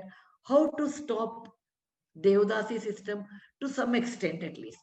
There is a law, but nobody listens to that. My dad was a doctor and he told me, Sudha, if you could change 10 people and make their life normal, I'll be very proud I gave birth to a daughter who could change 10 people. And I started, maybe I should change 10 people. But it took 18 years for me to change 3,000 people. Now there are much more, 6,000, 10,000, more than that. After certain 18, 20 years, I stopped. I said, now we build an organization by their own Devdasis, and they do on their own. So they become so capable of solving their own problems. Then the whole area became so different after that. But these 18 years were very difficult. And they were driven by all these blind belief and all the psychiatric patients were their gurus who will tell this girl should become Devdasi. And they're all basically their patients. So it was a Purnima day, and I went to one matha, Virshaiva Matha, and there's a young Swami. I caught hold of his feet and I started crying. He said, why are you crying, Ma? You are my mother's age. Why are you touching my feet? I said, Swamiji, I just want to tell you. See, these are the patients, these are the unpad or uneducated people. They do not know what is psychiatry. And the people who guide them themselves are patients. What do you expect from them to help them? But they won't listen to me. Is there any way you can do? He said, what do you want to do? I said, when hair becomes sticky, the first thing is you have to shave the head. Then I have brought, medicines from Bangalore. You have to apply their ointments actually, apply to the bald head. And for 15 days, then or 1 month or whatever the duration, then they will be all right. That fungus infection will not be there. And then goddess will not tell. Then they can lead a normal life. These people are misled by this person who says, who the Devi comes in their mind and says, body, oh, shivering, saying that, oh, if you have thicky hair, you should become Devdasi. And I can't remove it. And they will not understand when I talk. He said, don't worry, tomorrow I will do something, but you should behave as if you do not know me. I said, fine. Next day it was a Hundime, and there was a full moon day, and there was a festival. There were lots of such girls and women with the sticky hair, they came because it was the goddess festival. And this Swamiji comes and says, yesterday night I dreamt. I don't want to tell his name because it's under, we should not, I gave a promise I will not tell. He came and told, yesterday Shiva came in my dream and he told anybody has a sticky hair, they should shave, Shiva has chosen them and asked them to shave their head. He wants their hair as a gift to him. He wants their hair as a gift to him. And he has given me Vibhuti and Prasada. He has told me to distribute it. After all, I'm listening to Shiva. It is not my own, my own method. And are you ready? And they listened to him. They said, okay, if Shiva has told you in your dream and you are a Swamiji, then there's a line of people and they called barbers, shaved the head, ointment along with Vibhuti was applied to the bald head as prasada. And they said prasada should be taken for 1 month. I told Swamiji, 1 month ration I will give you. You feed them and keep them until this goes. And those many girls were saved. This is a typical way of social service when a dharmic guru or religious guru combines with social worker and with psychiatric problem. I felt if a psychiatrist would have got, they would have booed him. Okay, but if the religious guru told, and I provided all the facility what is required for them for a month, so they were all right. They were saved, and that's the reason I request nowadays this kind of awareness that these are wrong things, and these things should be talked to a doctor than a social worker or a psychiatrist or guru. It is better to consult a psychiatrist and get a proper treatment, get proper medicine. They will be all right. Who says it is not curable? Everything is curable. There are many, actually, bad diabetes is worse. A simple depression is much, much better. It is reversible. It's curable. But we don't go because we are not aware. So I always requested even the health workers, if you feel there's unusual process or unusual behavior, please inform. And I will talk to psychiatrists. We will pay for that. Even now, I want to request all psychiatrists in this session, if anybody is interested to go to those backward areas where people are not aware what is going on, such things, we are ready to sponsor. It is not Bangalore. Bangalore, I'm very happy. People, there's a demand, there are so many people are there. But I want interior part of Karnataka. Still there will be some procedure, some battale seve, some, or walk on the benki mele nadiyodu, all those things. Instead of that, have a psychiatric consultation. Give medicine. It is cheaper than a coffee. Drink, take that one. They will be a changed person. So many people, I caught hold of them. And then I told Swaminathan, please help me out. Patients have written to me, taking treatment for 3 to 5 weeks. Okay. My world changed. When college student wrote to me, my world has changed. I'm feeling so nice. I wish somebody could have told us before. There are millions of people who are patients who are not able to do. And there are many methods to do. One is like, the way I did, taking help of guru. Other method is writing about it. I wrote a novel, House of Cards, on that. Third is Bidi Nataka, street dramas. Made so many street dramas. The person is suffering by psychiatric things. They are doing puja after puja. 1/10 of that puja money you spend on a doctor, on medicine. And many people in village feel, particularly in Bijapur, there's one Jodagumuta. I went to see that one. Jodagumuta is a place where, I don't know, you may be knowing that, where people who have psychiatric problem, particularly depression and a little bit violent, they are brought there and they will be beaten with the Bevinele, Neemele, or the Krishna Navilgare, or peacock feather, and they say, you have to go. And I always told them, instead of Jodagumuta, put a psychiatric camp there. I always feel, I wish there was a camp there and they have given medicine. If I can interrupt you for a minute. One time is up, I think. No, madam, time is not up. But Dr. Swaminathan suggested to me that there are questions in the QA panel too. So since you are known for your interactions and lecture, so we would like to take a few questions and you can kind of incorporate your ideas into that and answer the questions from I will psychiatry. do. Okay. Now I'll stop this one and I'll pick up the questions. I'm sorry. Madam. Being a teacher, I talk more. No, being madam, a woman, I talk more. Being a mother, I talk more. So I talk more. No, madam. And it's a subject where we put our heart into this practically. So, so it is nice actually. So anyone in your organization who is interested to go to the rural area and once in a month, not even once in a week, once in a month, we are ready to sponsor. And this is a platform I thought I should request everyone, because if mind is sound, then the body is sound. Mind is sound, then happiness comes on its own. Okay. Thank you very much. Thank you very much for giving me an opportunity. Let me take the questions. Yes, madam. Yes, madam. Yeah. As psychiatrists, we are as a community, we are very grateful to your attention towards the mental health of the society. Madam, here are questions. Dr. Lokesh Babu asks, how is that you always keep the innocence of child and humbleness? There's nothing great. Actually, the moment you go on thinking with the different ways, you lose your innocence, then you lose your creativity. You lose actually your curiosity. I have not lost my curiosity.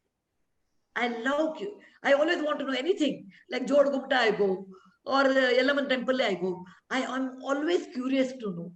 Or whatever I do, I'm still very curious. Curiosity is another name for innocence, I suppose. The day I lose my curiosity, the day I stop learning, I think I will be old. Irrespective of my physical age, I always feel I'm 35 or maybe 38. I've never crossed 40 in my mind. My physical body is old, I'm 70, but I always less than 40, I feel, because I constantly love to learn and keep the curiosity. The next question is by, I don't know, he's anonymous attendee. How did you manage your anxieties and distress in difficult times, if you had any? Of course, as a human being, I have a lot of anxiety. As a mother, I have anxiety. As a grandmother, I have anxiety. As a wife, I have anxiety. Anxiety is part of human life. But normally, I analyze and I don't get anxious. I hardly get upset. People have never seen me getting upset because I analyze why this happens. And I sleep and I know I can't change you. I think this way. You are very bad to me, but I can't change you. But I can change my reaction. No? Suppose you are very tough to me. I can get upset with you. I can beat you up. There are many ways I can confront you. But I can hold that one. Any problem is there, I sleep over one day. Then I look at it. By the time your anxiety, everything will come down and your mind will be very clear. And again, many times people like to cheat me. That I know. People would like to cheat me because they think Sudha Murty will not know. I don't know why they will cheat me. And when I was young, I used to say, why they're cheating me? Today, I don't even get upset. I said, they cheat for various reasons. Maybe the poverty leads them to cheat. Maybe they think they're smarter than me, so I can easily cheat her. Some people think that I don't have brain and Narayan Murthy has earned a lot of money, so I'm whiling away the money. So they want to cheat me. Let them think whatever it is, but how will I handle this person who wants to cheat me? So I control my actions, my reactions. And if it is very difficult, I sleep over for a day. Okay. If I want to scold you by any reason, and then I said, okay, let me do it tomorrow. By the time I'm all right. So I can, as much as possible, I try to analyze. And then I just take some time for yourself. And I'm sure all of you tell your patients, like, deep breathing. I do deep breathing also. Okay. Because it is there in all yoga. Just allow, be calm. If calmer you are, better decision you can make. So there's no point in getting upset and anxiety and you get the best decision. You'll never do. You do the bad decision. Okay. Madam, again, one more question from my anonymous attendee again. What's your advice to young psychiatrists? I'm not a psychiatrist. I think whole young generation, I can say. Yes. Younger generation, which I tell my children also. The best quality probably you have lost in life. The one quality which money has made you to lose is patience. My generation, like Sharanya ma'am can tell, who had enormous patience. What we learned and what you are not learning is patience. But please remember, patience, how much patience you should have, or again left to you. But a little bit of patience in life is always important. And again, with the young doctors, I say in general, is God is very kind. Oh, sorry. God is very kind. He has made you doctor. You don't know what it is means to be a doctor. And again, a psychiatrist, because physical difficulties, physical diseases are different. But when a person comes to psychiatry, I've sent many people to many psychiatrists, because in my work I come across, I can make out these people have some problem, but I do not know what it is. And they say, talking to someone for an hour and a half, an hour, that reduced my mental burden. You are horegallu in Kannada. You have a concept of horegallu in Kannada, that somebody has a hore, or the wazan or weight on their head. In front of the village, I've written an article on that. See, in olden days, people used to carry their weight on their head. In those days, there was no bus, there was no transport, and they used to carry. And at the end of the beginning of the village, or the end of the village, there used to be a pie-shaped stones, and they used to keep their hore on that and drink water, sit for 5 minutes and take it and go. Once I asked my grandfather why they are doing that. He said, everybody should carry their own weight. But horegallo helps to remove your weight for some time, relax, then you are energized and you can take it. Like all young psychiatrists, I want to tell you, psychiatrists as such, you people are horegallo of many patients.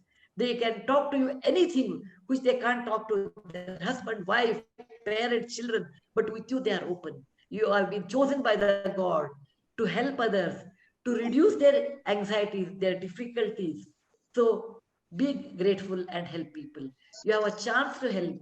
You have a chance to make somebody's life better. If you can make it now, please make it, because you pass this life only once.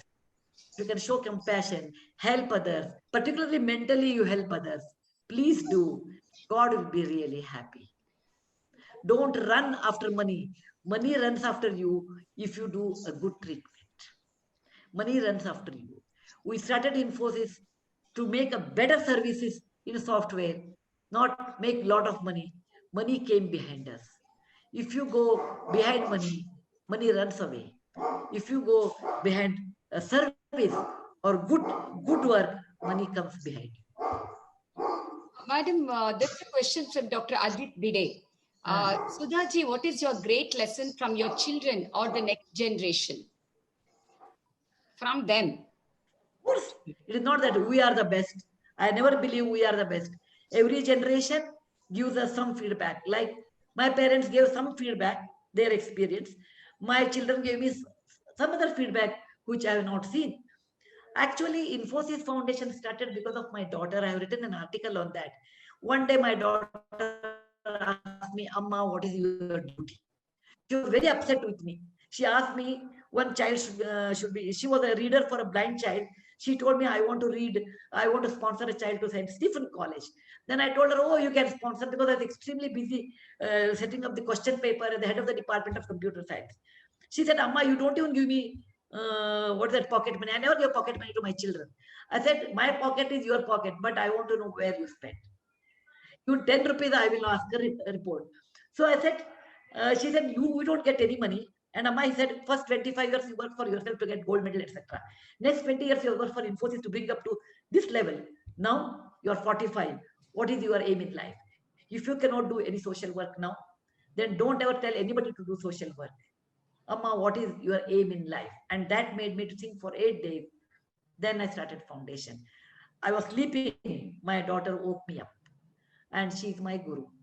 My son woke me up and told me, Amma, whenever you talk, don't think people are listening to you. They will listen to you for 5 to 10 minutes. Narayan Murty's wife, Infosys Foundation chair. As a teacher, you speak well. More than that, they may not listen. Always keep your lectures small and short and meaningful. And I said, Rohan, I will definitely understand that. Don't cross too much time. People get bored. Okay. I learned a lot. They are, next generation is lot more large-hearted, lot more open, lot more straight, and lot more aware of the present situation. Madam, how are you able to manage time without being getting stressed? This is, I think it is Ananta. I'm not able to tell the full name of the. Doesn't matter. Doesn't matter. How are you able to manage time without getting stressed? Yeah, because I'm passionate. I'm passionate in my work. It's not that I do all the work. No, I do work which I like. Like, for example, I love Infosys Foundation work and the philanthropy work. And that's the reason every day is a holiday for me. There's no stress because I love my work.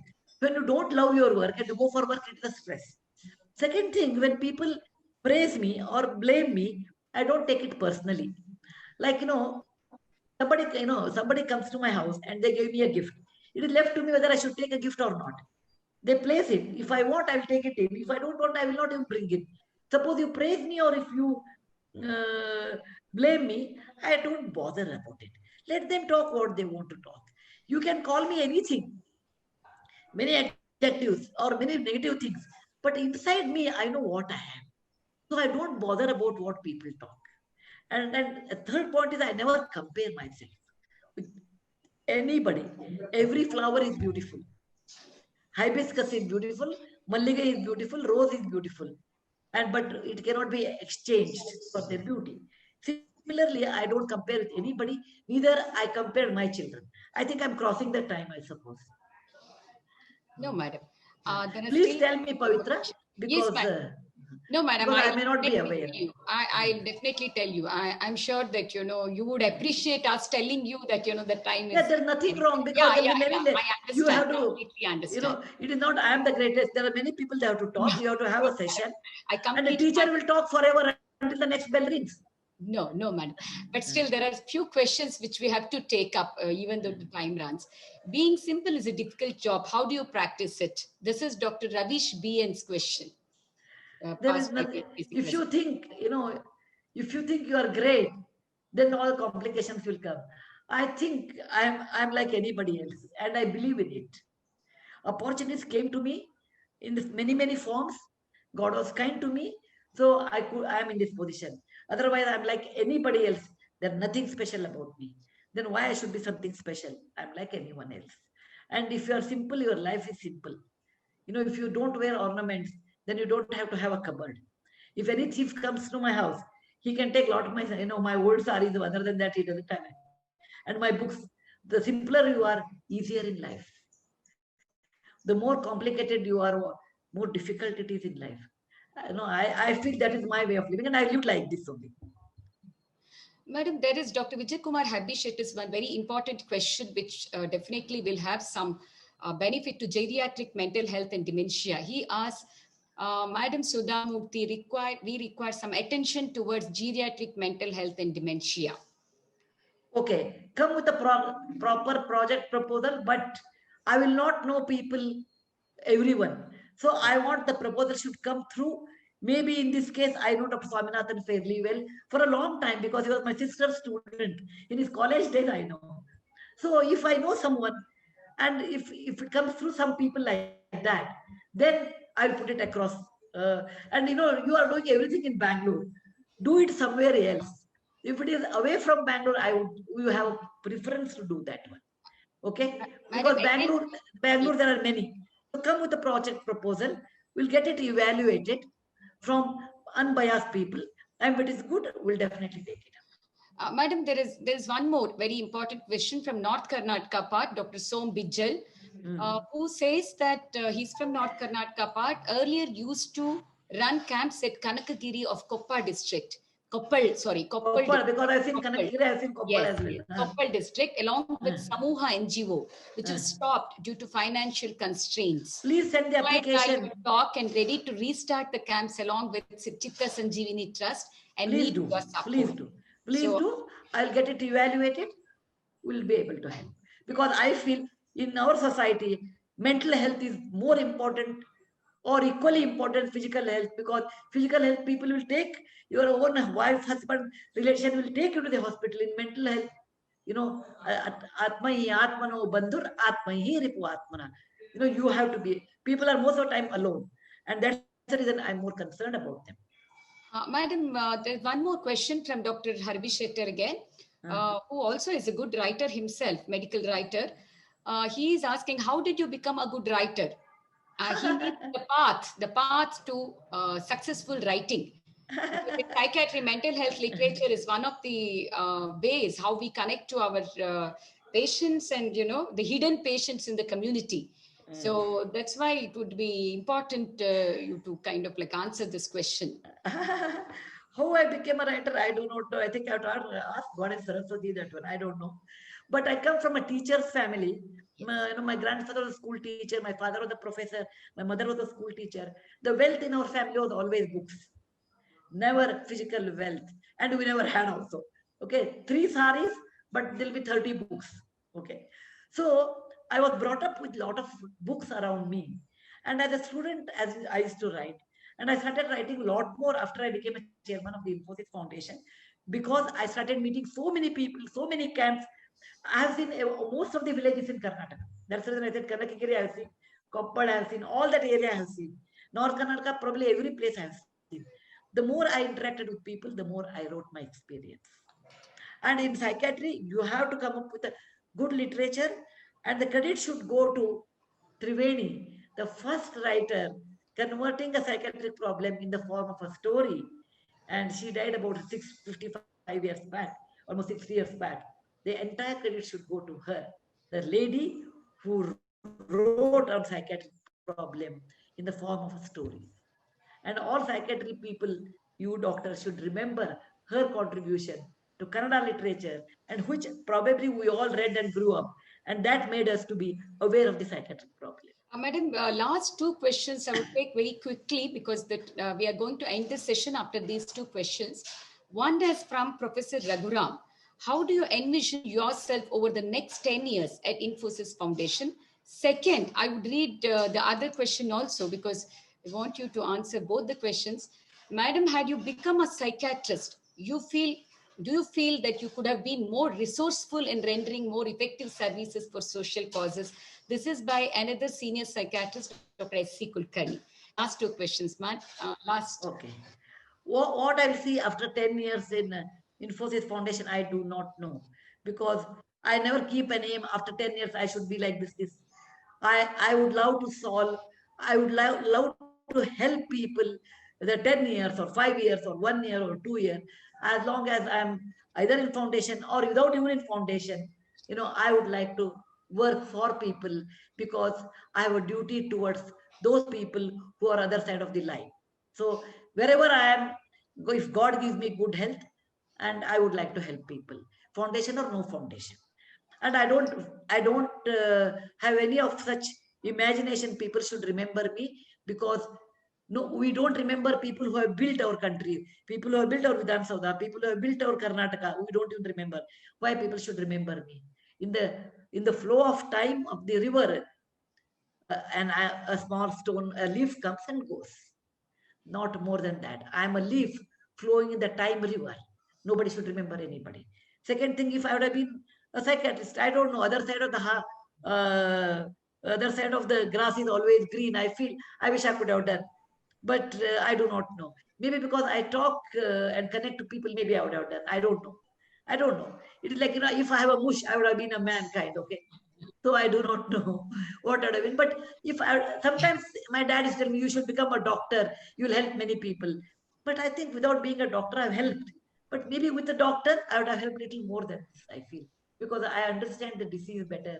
Now I understand the disease through, depending on my sister, Dr. Sunanda Kulkarni, I talked to her and I learned a lot from her, what patients feel. I talked to Swaminathan and learned what patients feel. I have to depend on you people. Probably if I were a doctor and a philanthropist, I would have been much easier, I feel. But again, all desirables are not achievables. All achievables are also not desirables. So thank you very much giving me an opportunity. I wish you all the best. And any proposals are there, come through Chitta Sanjeevani Trust. If they are good, if they are not from Bangalore, we'll be very happy to.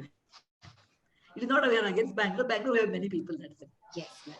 Thank you. Madam, thank you very much. And I would like to now invite the chairperson, Dr. Deepak, to give the concluding remarks. As well as I would like to mention here again, and a sincere apologies from my side, because this particular event is not an oration.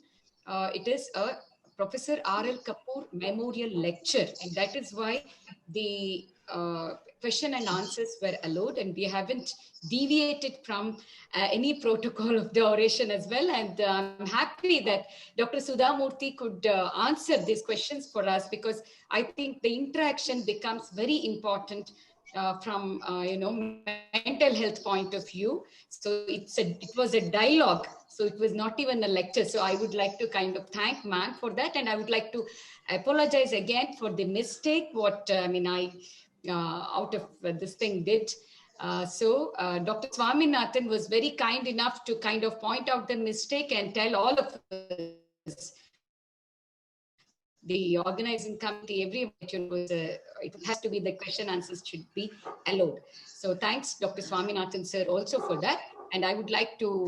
I have a small announcement. I have a small announcement. You have given me some money check. I have not yet seen that, but I will add another lakh or two to that, and I will give it to Chitta Sanjeevani Trust for buying medicines. Okay, because it's a public money. I will never take, and I don't require. For my, I have 2 meals a day is enough for me. If God is kind, without medicine. Okay. Second thing is, do not worry about these different methodologies or what you are following. Ultimately, it is the people you have to connect. Yes. There are many ways to go, but ultimately the people you have to connect. So don't worry about those things. And thank you very much once again. Thank you, ma'am. Thank you, Pavitra, very much for making our work much easier. You could read the questions. Thank you, madam. I would request Dr. Deepak to make a quick few comments. Thank you, madam. It was a privilege for each one of us from IPSKC to hear to you. You have made a lot of suggestions for us. Among that, probably trying to reduce our protocol is probably one of the significant suggestions what you have made. We'll definitely take it and look forward to inculcate it in the next conference. Thank you once again, madam. It was indeed a pleasure and privilege to be a co-host of this session where Mrs. Sudha Murty was speaking on R.L. Kapur lecture. Thank you once again. And I would like to mention here that here is someone who does what she preaches. So I think that is very important, because we have heard lots of lectures. We keep hearing listening to a lot of people, but there are very few persons who can kind of immediately, that's what, if you have good money, if you have good mind, that I think it is very, the helping attitude, what money can do is something great. So the attitude behind it is very important, and we as a society towards better mental health, we thank you for joining us and accepting this invitation of lecture, and accepting this particular award. Thank you very much, madam. And I would like to end this session here, and back to the organizers. I think Dr. Sharadi will be taking over. Yes. Yes. Over to Dr. Sharadi. Thank you. Thank you very much, madam. Thank you, madam. It was indeed a very informative session. We will next proceed to the session of Eminent Psychiatrist Award. We would like to invite Dr. Madhukar, President IPSKC as chairperson, and Dr. Sunil Kumar Patil, Honorary Secretary of IPSKC as a co-chairperson for the next presentation. I would like to invite Dr. V.N. Gadanath to the program. I request Dr. P.R. Madhukar to introduce the recipient of the Eminent Psychiatrist Award. We will play short history on our. It's okay. You can tell it. Before that, we start with the history. We will be playing a short video about the history of the award, and then we will request Dr. P.R. Madhukar to introduce the awardee. Eminent Psychiatrist Award. The Eminent Psychiatrist Award is one where we honor one or more of our very own senior psychiatrists who has achieved great heights and has made significant contributions to mental health knowledge, teaching, and service delivery in the state of Karnataka. The idea of the award came to senior members when they realized that Karnataka had many luminaries who had contributed to the growth of psychiatry in the country and had publications in both national and international journals. They had contributed to the growth of the activities of IPS Karnataka chapter as well as the society and had an exemplary honorable career. This award is a small way in which we could demonstrate our pride as well as our gratitude to this special person and honor him as a society. This award is unique in that during the function, when the Ladies and gentlemen, welcome you all to the Eminent Psychiatrist Award presentation program. The award is bestowed to a member of IPSKC who has contributed towards growth of activities of IPSKC and has national and international publications and has had an exemplary honorable career. This year the awardees are Professor B.N. Gangadhar, Director of NIMHANS, and Professor P.S.V.N. Sharma, Head of the Department of Psychiatry, KMC, Manipal. Both of them are very highly accomplished researchers, teachers, academicians of international repute, and been thorough gentlemen.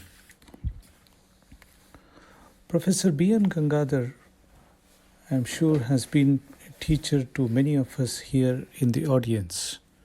He is presently Director of NIMHANS and recently been conferred Padma Shri Award, probably the first psychiatrist from our state, and now appointed as Chairman of Ethics Committee, NMC.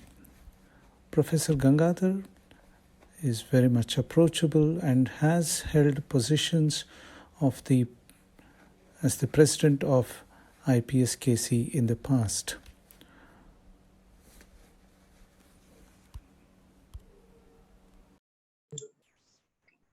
Now I request Dr. Naveen Kumar to read the citation. The Indian Psychiatric Society Karnataka chapter, today at its 30th annual conference at Chitradurga, is pleased to bestow on Dr. Bangalore and Gangadhar the prestigious Eminent Psychiatrist Award for the year 2019-20. Dr. P.N. Gangadhar, born in 1955 in Bangalore, obtained MBBS from the Bangalore Medical College and MD from NIMHANS, Bangalore in 1981. Since then, he has been serving in NIMHANS under various capacities and currently he holds the designation of Senior Professor of Psychiatry and is serving as the Director of NIMHANS, an institution of national importance in mental health and neurosciences since January 2016. Before this, he had served as the Dean Behavioral Sciences, Medical Superintendent, Head of the Department of Psychiatry, Member of the Board of Management, Academic Council and several other academic and administrative committees, including several task forces and many other committees of the Government of India and other prestigious institutions across the country. He has been awarded fellowships of National Academy of Medical Sciences, Indian Academy of Medical Sciences, Royal College of Physicians, Edinburgh and Indian Academy of Sciences. He is also conferred the DSc from S. Vyasa University, Bangalore.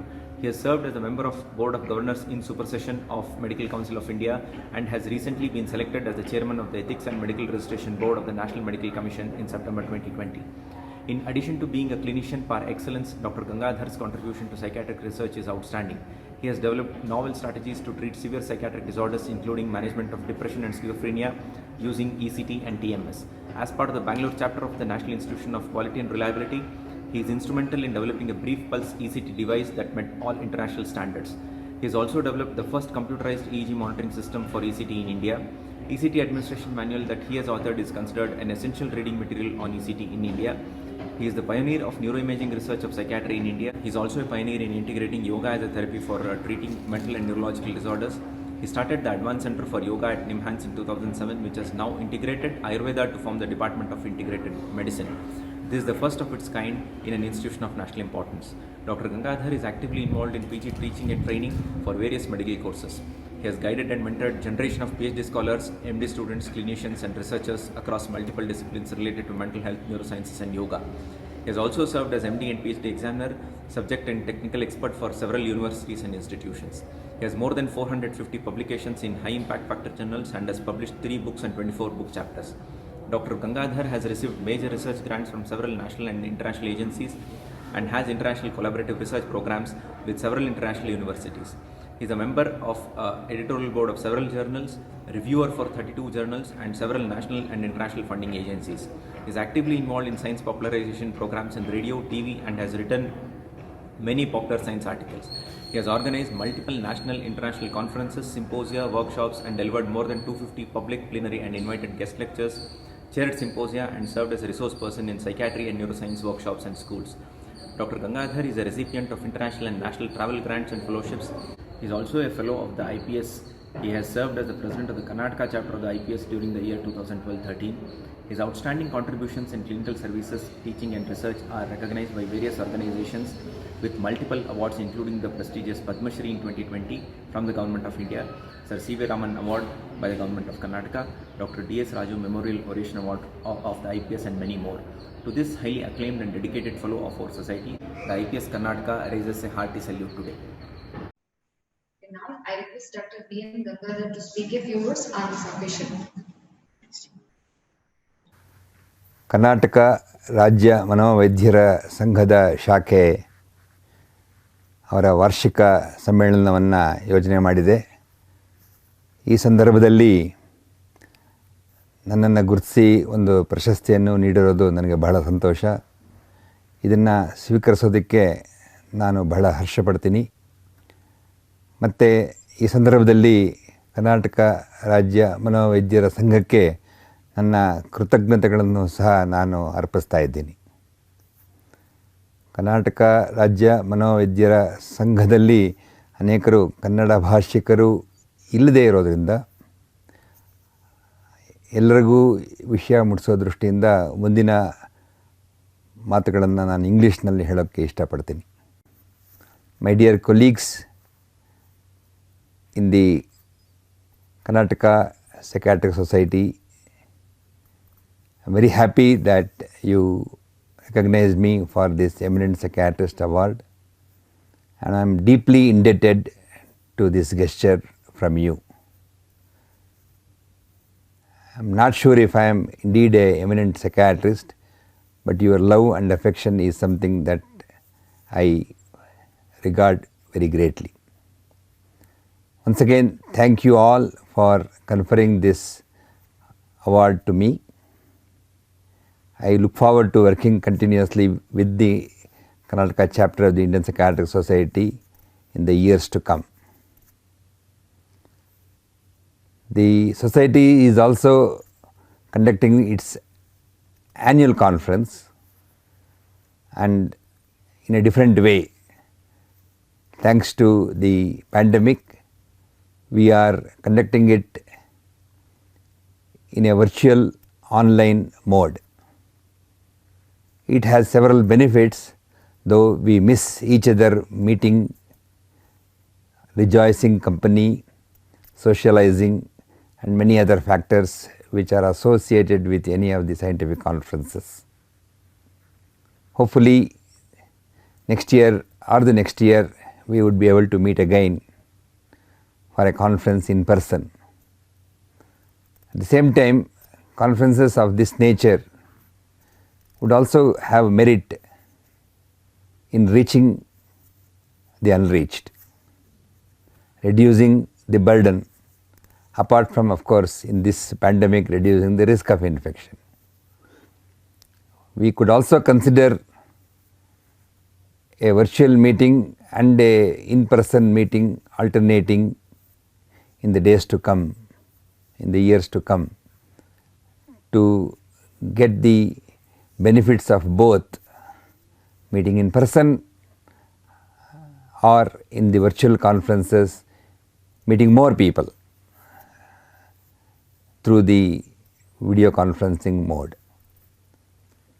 Having said this, I congratulate the organizing committee for making this conference on the virtual mode possible. I wish you all the best. All the office bearers and the delegates of this conference wish you all the best and a happy Dasara in the days to come. Thank you, sir, for your encouraging words. We would now like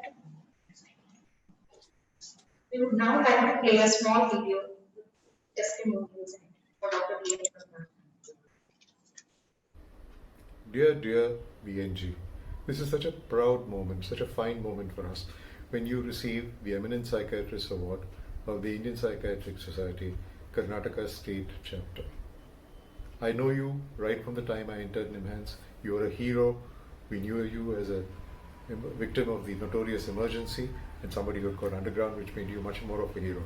You were my first guiding light for an international publication in my first year itself. You have been the epitome of loyalty, hard work, empathy, and most importantly, devotion.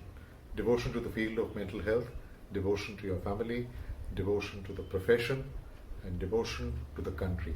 You are a hard-nosed patriot, and we've always been very proud of you for that reason too. Now, as you get this new feather in your cap, I know that you have just relinquished a very important post of Director of NIMHANS and a very non-controversial director. Not a mean achievement, Gangadhar. We are so happy that you're going to be an emeritus scientist of the country. I know you will continue to gather more laurels, and you carry your laurels with such grace and simplicity. It is an example for younger people in the profession. Once again, congratulations on this wonderful achievement, and may you grow from strength to strength. All the best. Indeed, a pleasure for me to share a few thoughts about my dear friend, Dr. Professor B.N. Gangadhar. Our association between both of us dates back a long time. It started when he began his career in NIMHANS as an MD, psychiatry student. I was his senior resident then.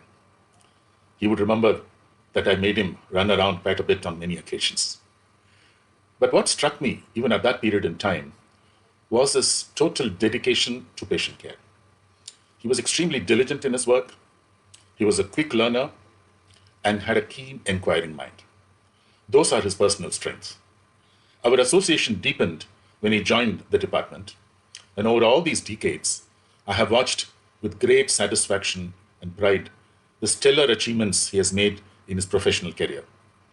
Much of these achievements will be outlined in the citation, which will be read in a short while. But if you ask me as to what has left a lasting impression on me, which has also inspired me as a person, his quality of resilience. Resilience in the midst of tremendous amount of adversity that he had faced earlier on in his life, in his personal life.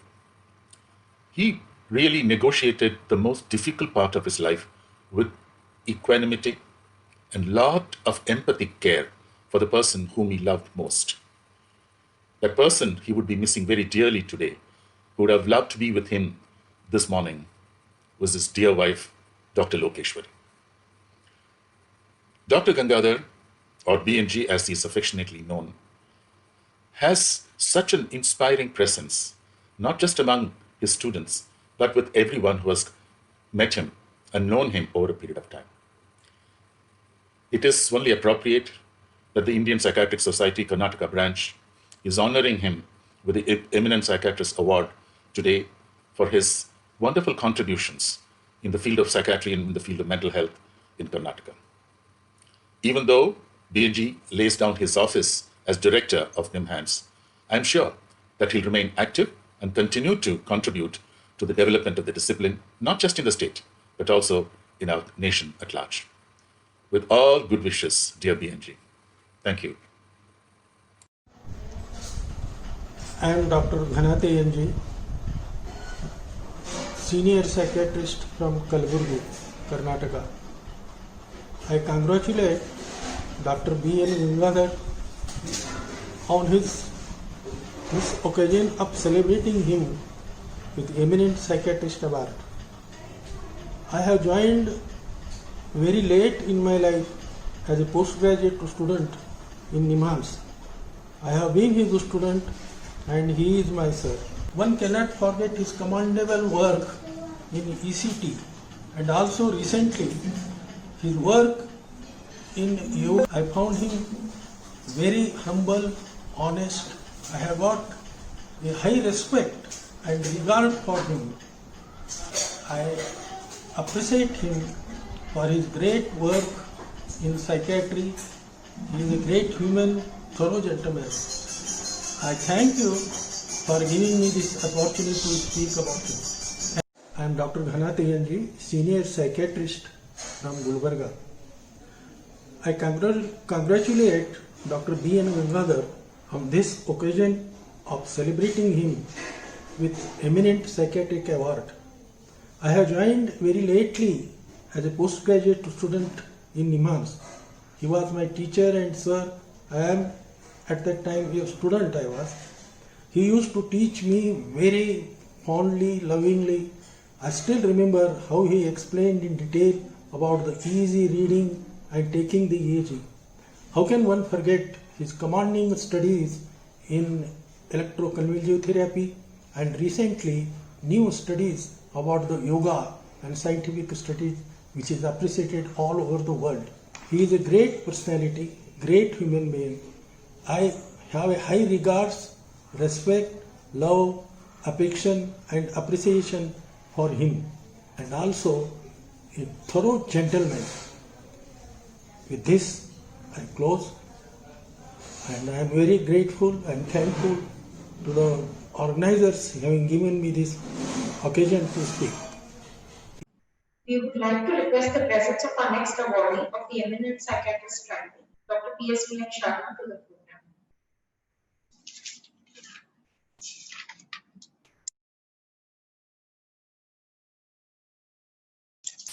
Now, we would like to request Dr. B.R. Madhukar, President of IPS KC, to introduce the awardee. Professor P.S.V. Sharma is Professor of Psychiatry at KMC Manipal. He is a very committed teacher, well known for his research and being a clinician. He has been a resource person for many of our conferences, and he has several publications at international journals. He has been extremely popular with his students and patients. On behalf of IPS KC, we congratulate both the awardees on getting the Eminent Psychiatrist Award. Thank you. I would like to request Dr. Raguram for the citation. Good morning. At the outset, I would like to thank Indian Psychiatric Society Karnataka Chapter for giving me this opportunity to read citation of Eminent Psychiatrist Award 2019-20 of Dr. P.S.V. Sharma. In the tradition of the Indian Psychiatric Society Karnataka Chapter, each year an eminent psychiatrist is recognized, and this year the award for Eminent Psychiatrist is given to Dr. P.S.V. Sharma. Dr. P.S.V. Sharma's contribution to the field of mental health is exemplary. After graduating from Maulana Azad Medical College, Delhi in 1978, Dr. Sharma completed his diploma in psychological medicine in 1981 at prestigious NIMHANS, Bengaluru, and MD in psychiatry in 1984 at PGI, Chandigarh. He has worked as senior resident from 1984 to 1986 in Department of Psychiatry, NIMHANS, Bengaluru, as assistant professor from 1986 to 1988 in Central Institute of Psychiatry, Ranchi. From 1988 till date, Dr. Sharma has worked as a reader, assistant professor, associate professor, and as professor in Kasturba Medical College, Manipal. He remained as head of the department from 1994 till 2018 and currently holds the post of professor and head of the unit and is supervising rehabilitation and community mental health services in addition to regular patient care. Dr. Sharma is one of the strong founder pillars of Department of Psychiatry at KMC Manipal. He was instrumental in starting and expanding state-of-art rehabilitation center named Hombelaku in Manipal. He is a PhD guide, member of expert staff selection committee of prestigious institutes. He was member of Board of Studies in NIMHANS. He was member of Institution Ethics Committee of KMC Manipal, and he was member of Curriculum Development Mental Health of Martin Luther Christian University, Shillong. Dr. Sharma's zeal for teaching is one of his most valuable assets, which has inspired his colleagues and students. He is passionately involved in teaching, and his involvement in teaching extends beyond working hours with his personal attention to each student. which he considers as the divine responsibility of any teacher. His innovative ways of demonstrating interview skills and his sound knowledge of psychopathology and psychopharmacology have benefited students and peers immensely. He is also considered as the master of psychopathology in his professional circles. He has more than 150 research publications. He has contributed book chapters in 6 books.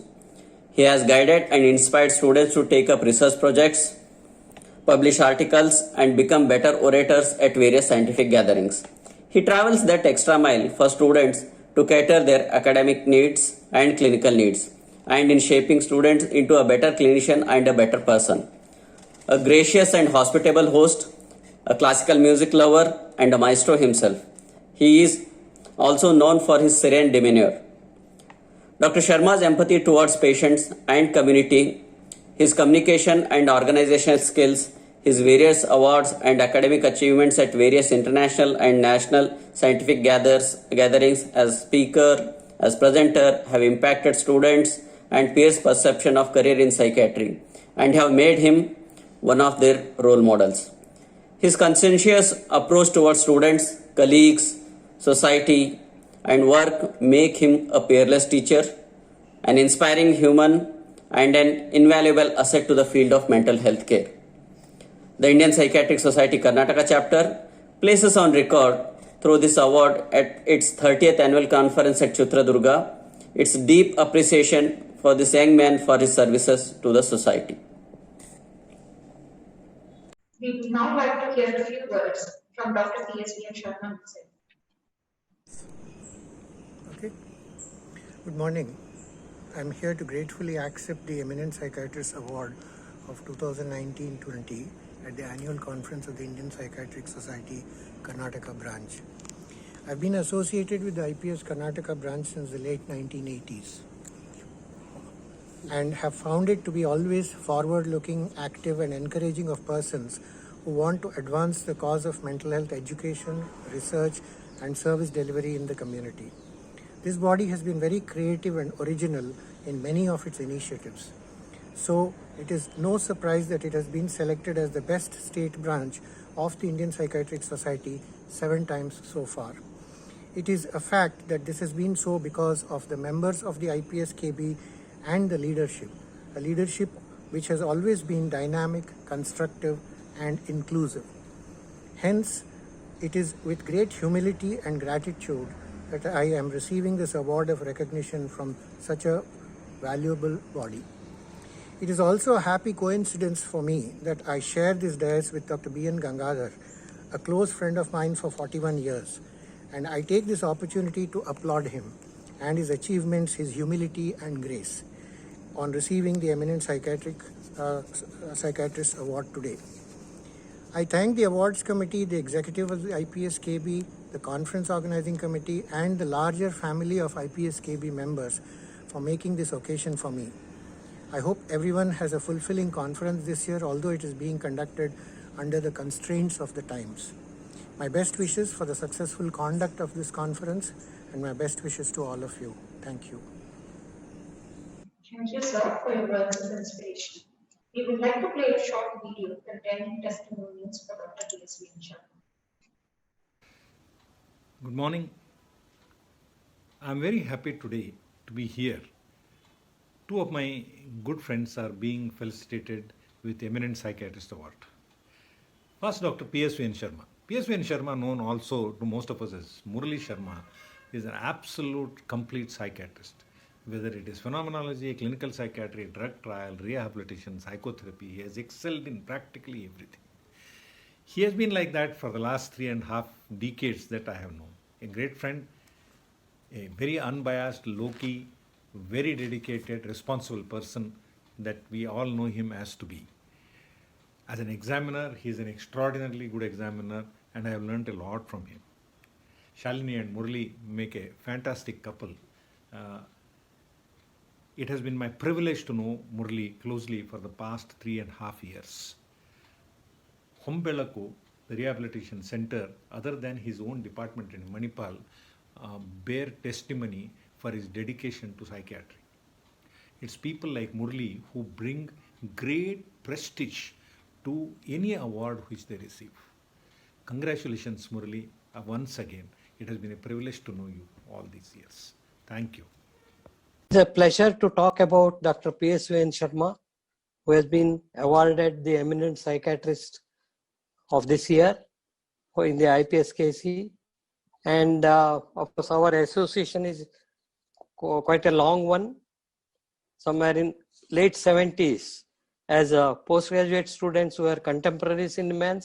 And that's how I know, and I have been in contact with him since then. And to say a few things about it is difficult because there are a lot of things that I can say. He is a person who is very meticulous, to the point, and that no nonsense kind of a thing. What his approach for any kind of a thing, and in the subject of psychiatry, I think it is that's what you see in him. He came to Manipal, and after he entered the department, he has built up the department and he has made it what it is today as one of the good PG training centers in the country. And I think his efforts are very visible in the way the training programs are held and the way faculty and students follow those things. I think that is a great contribution that he has made. In addition, he's a dream child of a rehabilitation center. He realized it here in Manipal. He has set up a separate rehabilitation unit, which is well functioning. It is provided with experts with the skills to deal with patients and their vocational needs. All that is his effort. And I think he has done a remarkable work, and he deserved this to be given sometime or the other. Definitely, maybe much earlier. Anyway, I am glad that he has got it. And ನಮಸ್ಕಾರ ಬಂಧುಗಳೇ. ಸರಳ, ಸಜ್ಜನ ಮತ್ತು ಹೃದಯವಂತಿಕೆಯ ಸಾಕಾರ ಮೂರ್ತಿ ನಮ್ಮ ಗುರುಗಳಾದ doctor PSVN Sharma ಅವರು. ಮನೋರೋಗಿಗಳಿಗೆ ಮತ್ತು ಸ್ನಾತಕೋತ್ತರ ಮನೋವೈದ್ಯಕೀಯ ವಿದ್ಯಾರ್ಥಿಗಳಿಗೆ ತಮ್ಮ ಅವಿರತ ಸೇವೆಯಿಂದ ಅವರ ಆರಾಧ್ಯ ದೈವ ಆಗಿದ್ದಾರೆ ನಮ್ಮ ಡಾಕ್ಟರ್ PSVN ಶರ್ಮಾ ಅವರು. ಇವರ ವಿದ್ಯಾರ್ಥಿಗಳು ಕೇವಲ ನಮ್ಮ ದೇಶ ಅಲ್ಲ, ದೇಶ ವಿದೇಶಗಳಲ್ಲೆಲ್ಲ ಈ ಮನೋವೈದ್ಯಕೀಯ ಸೇವೆಯಲ್ಲಿ ನಿರತರಾಗಿದ್ದಾರೆ. ಈ ಬಾರಿ ಭಾರತೀಯ ಮನೋವೈದ್ಯ ಸಂಘ ಕರ್ನಾಟಕ ಶಾಖೆಯವರು ಡಾಕ್ಟರ್ ಶರ್ಮಾ ಅವರಿಗೆ ಶ್ರೇಷ್ಠ ಮನೋವೈದ್ಯ ಪ್ರಶಸ್ತಿಯನ್ನು ಕೊಡ್ತಾ ಇರೋದು ನಮ್ಮ ಶಾಖೆಗೆ ಹೆಮ್ಮೆ. ಅವರಿಗೆ ನನ್ನ ಅನಂತ ಧನ್ಯವಾದಗಳು. I would like to call on Dr. Sunil Kumar Pandey, Secretary of IPSKC, to deliver the vote of thanks. I would like to thank Dr. B.N. Gangadhar, Director NIMHANS, for accepting our invitation and presiding over this occasion and receiving this prestigious award. Thank you, sir. Thank you very much. I would like to thank Dr. PSVN Sharma, Professor and Head, Department of Psychiatry, Manipal retired, for presiding over this occasion and receiving this prestigious award and making this event successful. Thank you, sir. Thank you very much. We are moving further. We would like to invite Dr. K.S. Madhavara as chairperson and Dr. Ahalya Raguram as co-chairperson for our next session. I request Dr. K.S. Madhavara to give the opening remarks. Hi everyone. A very good morning to each one of you who are watching this session. I am chairing this prestigious LGP Achar oration session by virtue of being the immediate past recipient. I always say that in Karnataka Psychiatry Conference, the most important and the most relevant session in entire 2 days is LGP Achar oration, which is dedicated to work on psychotherapy. Without psychotherapy, psychiatry will slowly but surely merge with neurology. Psychotherapy is the only tool with which the identity of a psychiatrist and the branch of psychiatry can be maintained. Psychotherapy is something which cannot be injected to the minds of the student, nor it can be learned through Google or YouTube. The art and various techniques of psychotherapy can be only learned over a period of time by observation, practice, and proper guidance through an experienced guru. This we should never forget.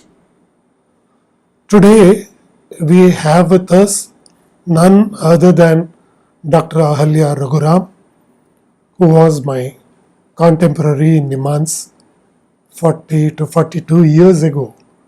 And all through these 4 decades, dawn to dusk, she has worked in the area of psychotherapy, unlike psychiatrists who partially involved with psychotherapy, if at all these days, and more of prescription. Psychologists totally dedicate in this area, and we are fortunate to have her here.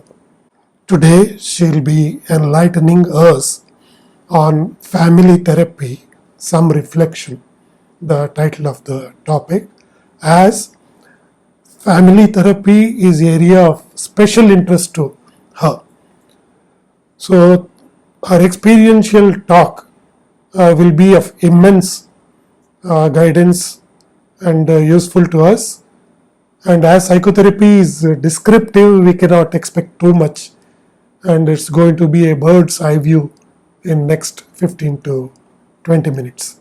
And I request Dr. Ahalya to please share her experiential wisdom. We shall be playing a short video about the history of Dr.LGP Achar Memorial Oration. Let's know something about Dr. LGP Achar. He did his schooling at National High School, Bangalore, and his pre-university at Government Intermediate College. He finished his MBBS from BMC between 1964 to 69. He served as General Secretary of the Bangalore Medical College Students Association and was an active sportsman.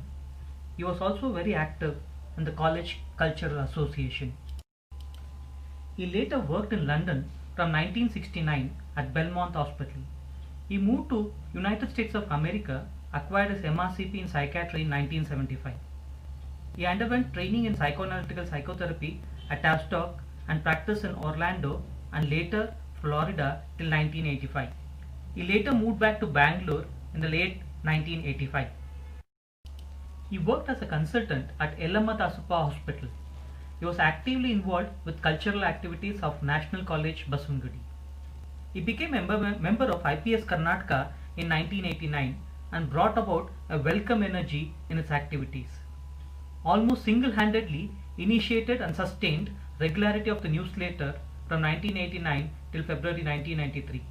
He took charge of material sourcing, typing, printing, distribution, sourcing of funds of the newsletter. This was the time when a corpus for the newsletter was started, as every year the society had a surplus after meeting experts. Dr. LGP, as he has been fondly remembered, unfortunately passed away on March 5, 1993. Since then, IPS Karnataka chapter conducts Dr. LGP Memorial Oration Award.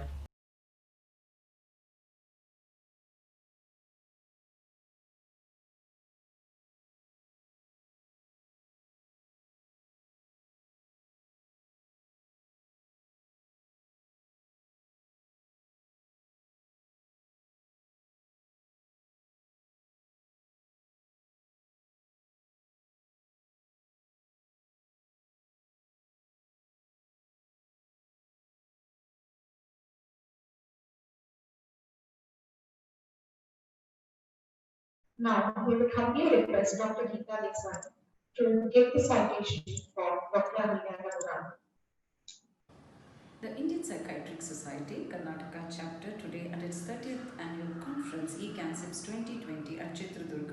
bestows on Dr. Ahalya Raguram the Dr.LGP Achar Memorial Oration. Dr. Ahalya Raguram is a former professor and head of the Department of Clinical Psychology in Eminent, Bengaluru, and has over 30 years of experience. Dr. Ahalya completed her MPhil in mental health and social psychology and pursued her PhD while working as a clinical psychologist. Her clinical teaching and research interests include families and interpersonal relationships as well as family and couple therapy. She has also focused on development of intervention modules which are congruent with the cultural beliefs and expectations of the families in the Indian context. She's also emphasized on incorporating family dimensions in the clinical care so as to optimize mental health intervention programs. Dr. Ahalya has been the coordinator for the training modules on psychotherapies and psychosocial foundations of mental health and psychopathology at the department. She's mentored several MPhil and PhD scholars for their research work. Her research work has focused on the role of various psychosocial influences, particularly family factors in mental illness, including burden on the families, their attitudes, marital quality of life, marital relationships, and quality of life. She was an expert member on the advisory committee of the Indira Gandhi National Open University for curriculum development of a course in family counseling. She has been the recipient of the prestigious Dr. H.N. Murty Oration Award of the Indian Association of Clinical Psychologists in 2012 for her contribution to the field of clinical psychology in India. The Indian Association of Clinical Psychologists honored her as one of the 50 eminent clinical psychologists who have contributed to the advancement of the profession for her stellar contributions. She was invited as a visiting professor at the University of Washington, Seattle to teach on a course in global mental health. She is known amongst her students as a warm person, a teacher par excellence, offering rich clinical discussions in the area of psychotherapy and family therapy in particular. She has more than 30 research publications in peer-reviewed journals. She is also the co-editor of 2 books entitled Ethical Issues in Counseling and Psychotherapy Practice and Changing Varietal and Family Systems, Challenges to Conventional Modes of Mental Health. Beyond her academic prowess, she is an ardent wildlife enthusiast with an abiding interest. We would now request Dr. Ahalya Raguram to deliver the oration.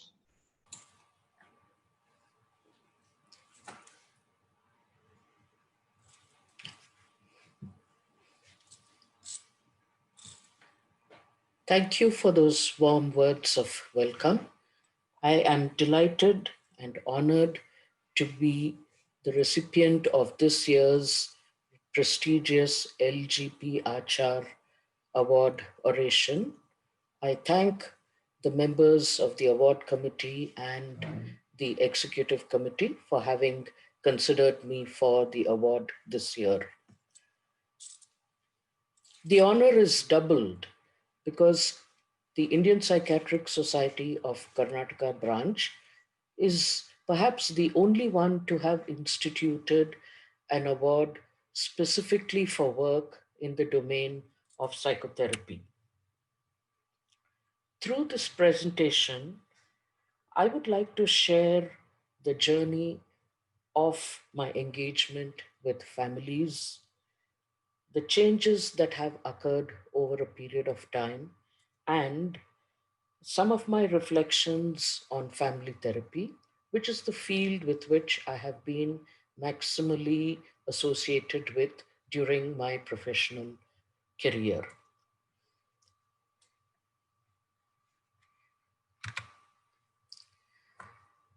This journey began in 1977 when I entered the portals of NIMHANS after the mandatory entrance exam and interview. From the very beginning, the institution provided enormous opportunities for learning from one's own colleagues, as well as from colleagues of other departments, through the interactions with patients and their families, through discussions with some very great teachers.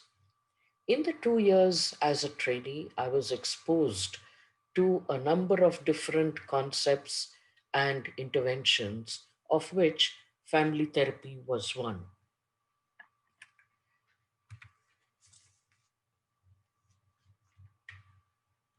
The journey continued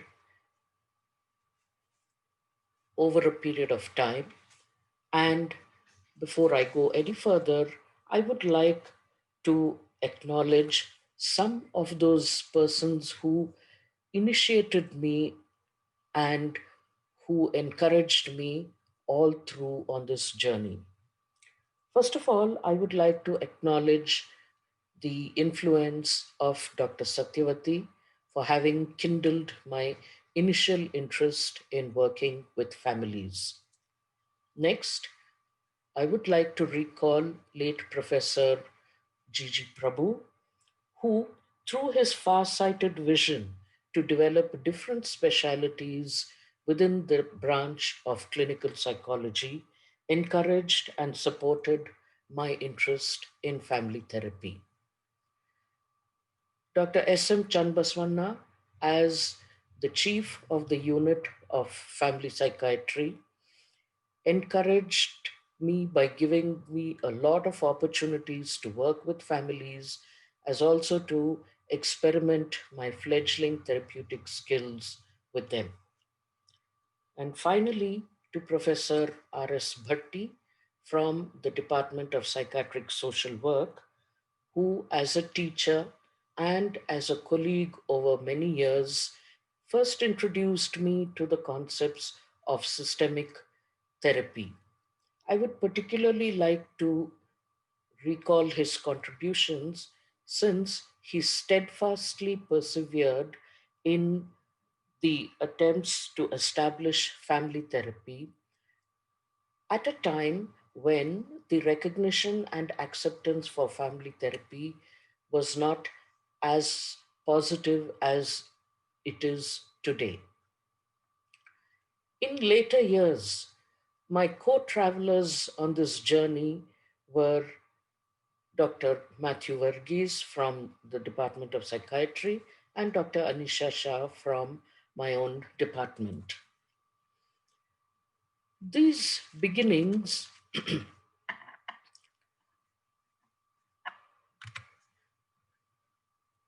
gave me my first introduction to the inner world of family dynamics with a 17-year-old girl who had been admitted along with her parents to the family psychiatric center and whom I was asked to undertake therapy with. The evaluation of the family and the patient's problems revealed that most of her symptoms were occurring against the background of various family issues. And the discussions with my supervisor brought out the fact that many of these interpersonal conflicts were being enacted as symptoms in the patient. I personally felt caught up in a vortex of competing demands since the viewpoints and perceptions of each side seemed equally legitimate. I felt very confused and overwhelmed and experienced considerable difficulty in maintaining one of the basic tenets of family therapy, which is to remain neutral while conducting sessions with the family. However, in spite of my diffidence and perhaps my clumsy efforts, the patient improved and the family were discharged within a short period of time. Moving on over the years, my interest was further deepened when I joined the department and had the opportunity of a full-time attachment to the family therapy unit. It was here that I also became introduced to group processes, something that had been initiated several years before by late Professor H.S. Narayan. These group processes were studied through multi-family group meetings, which were conducted every morning in the ward and comprised of both patients and their family members. Following these meetings, the team would sit together to analyze the various interactions that had occurred in the meeting that day using sociograms, which were a graphic way of representing the kind of exchanges that had occurred in the course of the meeting that day. It offered us a valuable avenue to explore the various domains of interpersonal dynamics, such as, for example, what kind of alliances formed within the group, how did these change over a period of time, and how were these alliances dealt with by the other group members and the therapists.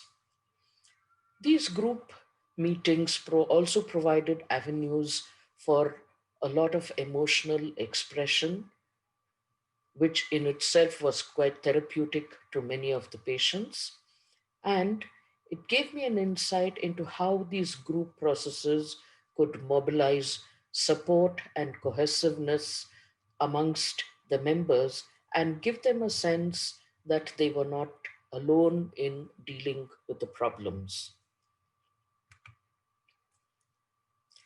The ambience of the family ward itself was quite a therapeutic one. As you could see, it is quite unlike a typical hospital ward. The patients would be admitted there along with their family members. There was also a kitchen attached where the families could prepare their own food. This gave an opportunity for the staff to observe how did the family go about in handling their activities of daily living, how did they handle various problems which arose or the conflicts, in addition to how did they manage and deal with the patient and the patient's symptoms over the course of the day. All this just deepened my interest and determination to continue working in this field, and I continued this interest when I began my doctoral thesis with a study of the family attitudes to mental illness. This study gave me an opportunity to interview about 180 families, and it was a transformative experience. It was humbling to listen to stories of immense struggles that the families had gone through in providing continual care for their ill member. And at the same time, also, there were stories of optimism and resilience that emerged, all of which furthered my interest to work with families. As I continued with this work, I would like to, before I go further, to outline what I think are some of the characteristics that seem to be part or which seem to describe the Indian families. First of all, families are the bedrock of Indian society. Perhaps the same can be said of most civilized societies as well. However, some of the unique features are the fact that there is a centrality of marriage and family life in the social fabric of the culture. Children and adolescents are given a special place. Interdependence and support across generations are encouraged and uniquely valued. Parents and extended family members continue to be the primary socializers, and adult children maintain close ties with the family despite great geographical distances. Nowhere is this better exemplified than in the arena of decision making, particularly when the decisions involve important aspects such as career changes or career planning or choosing a partner for a long-term relationship such as marriage. Children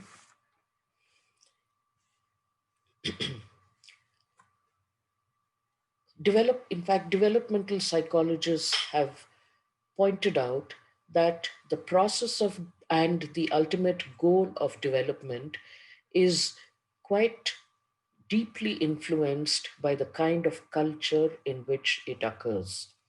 Viewed from that context, children in our society are socialized into the collectivistic values of cooperation, interdependence, duty, nurturing, obedience, and dependability.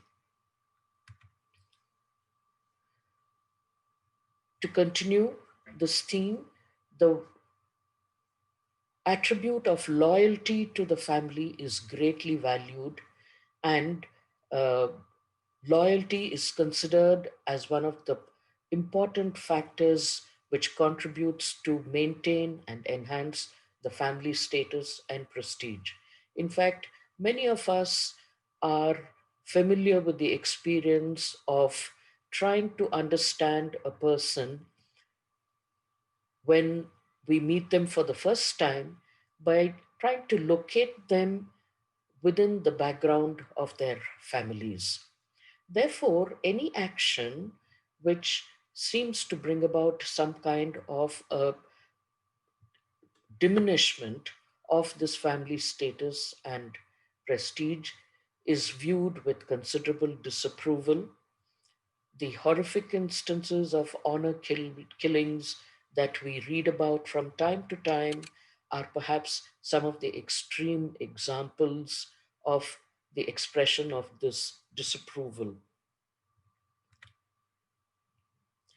Therefore, having seen these families and worked with them over a number of years, it became quite evident that families are in a state of transition. Yet at the same time, changes are necessary and perhaps cannot be stopped. The challenge therefore arises of how do we reconcile the need for stability as well as the forces of change. Stability within the family's functioning is important and essential in order to bring about the optimum development of young persons in the family. At the same time, changes that occur in the larger society and which impinge on the family are also perhaps unavoidable. And the task then becomes how do we balance both? I want to touch upon what I believe are some of the changes that have characterized the families in today's times. First of all, there is a change from the traditional to the modern in terms of the customs, the habits, practices, belief systems, and the overall lifestyle of families. There is little doubt that families have moved from being extended families to more smaller nuclear families.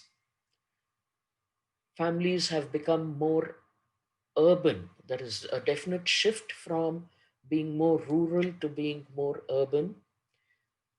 We were all witness to the magnitude of this particular change, at least in an indirect way, when during the recent lockdown, we witnessed the phenomenon of reverse migration of so many families from the cities that they had come to work in, returning back to their native villages and towns. Families have also become more child centric as compared to the importance that was accorded to elder members and senior members of the family in earlier times. Thus, some of these changes have also led to a decline of the influence of the family as an institution. For one thing, there are fewer members of the family who might be available to provide the needed support, and the family's role in decision making also seems to have decreased over a period of time as other groups or other factors have overtaken this role. These changes have had their impact on marriages as well. There are definitely changes in the form and in the functions of marriage that can be clearly discerned. For example, the emergence in the form of marriage, such as the same sex marriage, and within the uh, heterosexual partnerships, the changes in the functioning and the roles and responsibilities being assumed by each of the partners is definitely very different. Divorce and separation are more common and seem to be less stigmatizing and more accepted these days. There is an increase of cohabitation and live in relationships, and though we would not like to acknowledge it, there is certainly a greater involvement in premarital and extramarital relationships. Another phenomenon is the conscious decision that many couples take to not have a children, which is in contrast to the earlier understanding of um, having progeny as being one of the primary tasks of a marriage. Another domain which has been highlighted is the poor parenting skills for which many parents themselves have sought help. There seems to be a lack of awareness of the developmental needs of children and also an inability to handle these issues in age appropriate ways. For example, many families find it difficult to make the necessary change and transition when dealing with a child who is of a school going age and the changes that would be required when that child becomes an adolescent. Despite the availability of so much of information on the net as well as of self-help books, many parents experience a feeling of inadequacy or low confidence in their roles as parents and often worry about whether they are doing the right thing and bringing up their children in the right way. Many of the advice and guidance that is provided by these books seem to be internalized and therefore creates a kind of a pressure on the parents to be a perfect parent. It must also be remembered that parenting still continues to be a gendered activity with a major part of the parenting being shouldered still by the mothers. All of us are familiar with some of these less desirable aspects of the family life, which is the high focus on academic achievements, the frequent comparisons that are made with siblings and peers,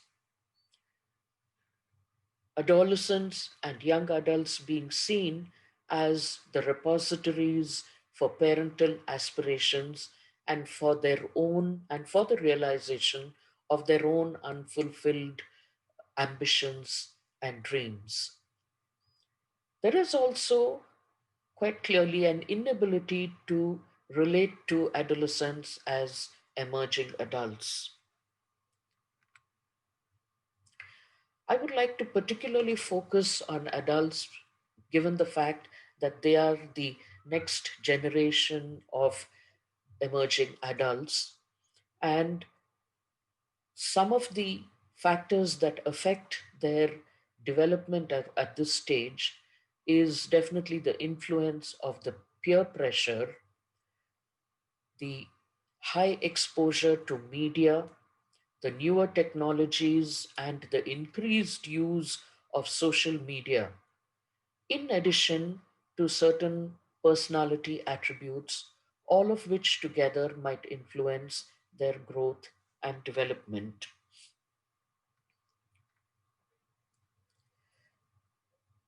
Here, I would like to share the findings of a study which one of my students had carried out a few years ago, in which both parents and the young person were asked about their views on individuation and what did they perceive to be the attributes of individuation.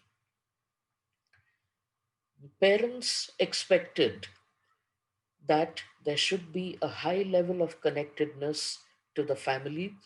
There should be an adherence to values that are available or present in the families. They emphasized the value of obedience and also expressed a need for being constantly aware of what kind of activities their children were engaged in, as well as what kind of ideas were they entertaining in their minds. In other words, they wanted to be a part of both their activities as well as their thoughts. Most parents expressed a preference for maturity rather than individuation. When asked to describe what they believed were the attributes of maturity, again, adherence to values, obedience, behavioral independence in terms of being able to carry out their own activities of daily living independently, and remaining connected to the family were all highlighted. The adolescents, on the other hand, not surprisingly, expressed a desire for autonomy and independence. They were quite realistic in their appraisal of the ongoing situation, since they reported that many times they did have conflicts with their parents, and many times these conflicts were with regard to the high degree of control that parents either exercised or wanted to exercise over their activities. Despite this, overall, they perceived their relationship with parents as being a positive and a supportive one.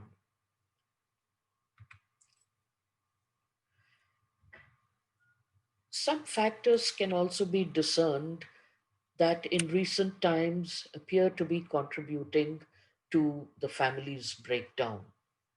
Among these, we can identify protracted and unresolved conflict between parents, poor mental health, especially poor maternal mental health, financial hardships. It is to be noted, however, that family breakdown should be understood as a process and not as a single event. Any one of the factors that I mentioned earlier can trigger the breakdown of the family and can have a cascading effect on various aspects of their family life. Research, however, does not point to a direct causal link between family breakdown and negative child outcomes. It appears that the presence of a number of risk and protective factors can mediate the outcomes, and sometimes the presence of these protective factors can actually help to mitigate the effects of some of these negative influences that might be present. This is important because it offers a scope for intervention and for prevention of problems from becoming worse. The social costs of unstable marriages are again something that have become increasingly apparent in recent times. This includes decreased well being of children, which at times can take the form of emotional or behavior problems.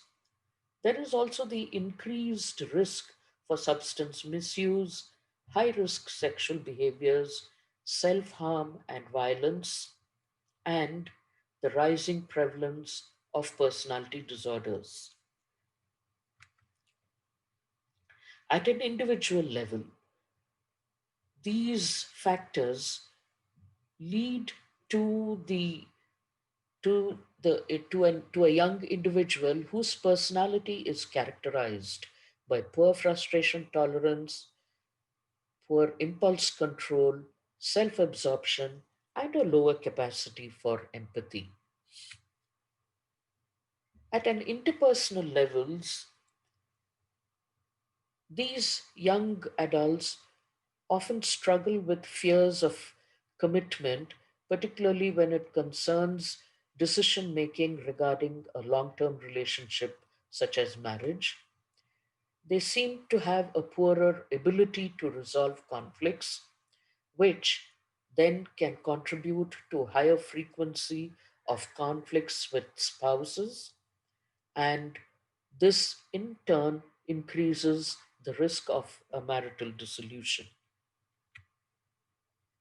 So, having looked at some of the characteristics of the families as we see them today, the kind of changes that appear to be occurring, as well as some of the consequences of these changes in terms of the negative impact on the family members and particularly the younger family members, it would appear that there is a compelling need for family interventions. One may, however, question as to why do we need only family therapy? Can't these issues or problems be dealt with using other approaches, especially those approaches that are targeted on individuals? But there are some reasons why perhaps family therapy would be more suitable. First of all, there is a greater focus in family therapy on the process rather than on the content of what happens in the sessions. The context in which a particular behavior occurs is given a lot of importance and emphasis. In fact, any behavior is the meaning and the significance of any behavior is supposed to be determined by the context in which it occurs. There is attention that is given not just to the individual developmental trajectory, but to the developmental trajectory of the family as well over its life cycle. So, family therapy can be construed as a specific way of thinking about human behavior and problems. Most family therapies espouse what is known as the systemic approach, which includes a set of therapeutic techniques for treating family distress. I would just like to very quickly draw your attention to some of the key concepts that characterize the systemic approach in family therapy. To begin with, a system can be conceptualized as a set of units and elements that are organized and interdependent and which have an interactional relationship with each other and which have boundaries. In relation to families, what this would imply is that the family can be construed of as a system and the different units constituting the different members of the family. These members of the family are organized in a certain hierarchical relationship with each other, and they are interdependent on each other for fulfillment of most of their needs, both emotional as well as the instrumental needs. And this occurs through the interactions and communication that goes on between and amongst them. The systemic perspective, in contrast to individual approaches to therapy, emphasizes the circularity of occurrence or circularity of causation, which essentially means that the behaviors and beliefs of a particular family are embedded in an interrelational context. Individual behavior can be best understood in this context. Reciprocity in interactions is crucial, and interactions serve to maintain these dysfunctional patterns. A very simple example can illustrate this better.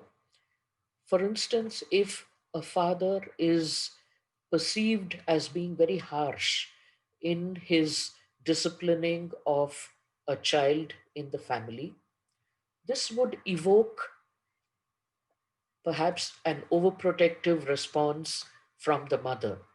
So, this is the aspect of reciprocity in interactions which is focused on. This becomes a repetitive, recursive pattern. So each time there is harshness displayed by the mother, by the father, there is a corresponding overprotection of the child by the mother. When this becomes a recursive pattern, it can actually then serve to maintain certain dysfunctional patterns of behavior that would emerge in the child in this context. Understanding of the problems within the family is usually done by formulating what is called as a circular hypothesis. It is to be borne in mind that there is no absolutely right hypothesis of the family. It is something that is constructed in order to guide the therapist in the choice of interventions and which subsystems are to be part of that intervention. These hypotheses can be revised as newer information emerges during the course of therapy. However, the important point is that this hypothesis generated by the therapist should differ from the family's own hypothesis. Most families, when they seek therapy, come with their own analysis and understanding of what has caused the problem and what is going wrong within the family. If the therapist goes along with this hypothesis, then there is perhaps little scope for change to occur. Therefore, the therapist's hypothesis should be something that differs from the family's own understanding and challenges that understanding in, of course, a very non-threatening and safe environment. The other questions that the therapist or the circular hypothesis raises is, what purpose is being served by the presence of the symptoms in the family, and what would happen to the family if these symptoms were not to be present? The goals in family intervention are generally to strengthen the family system by fostering growth of individual members as well as growth of the family as a whole. In order to achieve this, usually there would be a need to strengthen the marital relationships. Re-education of family members would be required. And since dysfunctional communication is ubiquitous with conflict in the family, there would be a necessity to modify the dysfunctional communication patterns and to enhance the members' ability to resolve conflicts among them.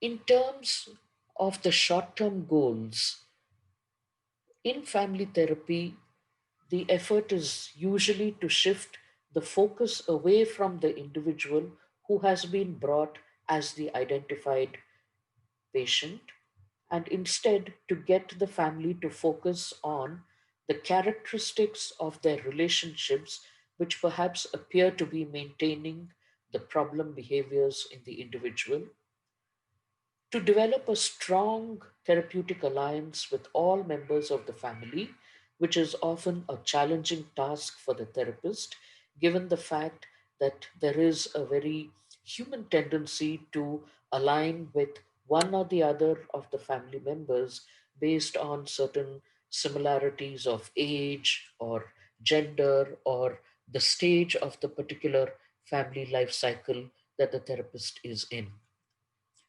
Therapist also has to ensure that there is equal opportunity for participation in the sessions by all the members and to discourage attempts by any one family member to dominate the session or to act as a spokesperson for the rest of the family. In common with other therapeutic approaches, therapists have to enhance the motivation for therapy, foster a sense of hope and optimism regarding the outcome. With regard to long-term goals, efforts are made to resolve the presenting problems and the symptoms, but more importantly, to decrease the urge to punish each other and thereby to encourage forgiveness in the relationship. This is something that is distinctive about family therapy because decreasing the urge to punish and encouraging members to forgive each other for past hurts or past trauma that they may have inflicted on each other would facilitate the reconciliation amongst its members. In couple therapy, on the other hand, separation of the partners might be considered as a constructive outcome of the therapy. In family therapy, on the other hand, the reconciliation amongst members is perhaps what would be considered as a constructive outcome.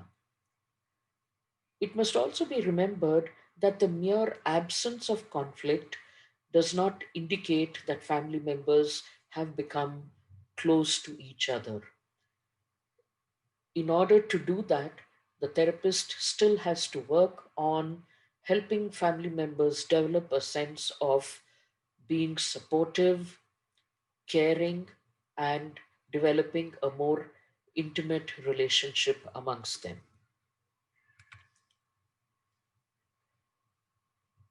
It is also increasingly evident that parenting is emerging as a matter of serious concern, both among the family members themselves as well as among the professionals.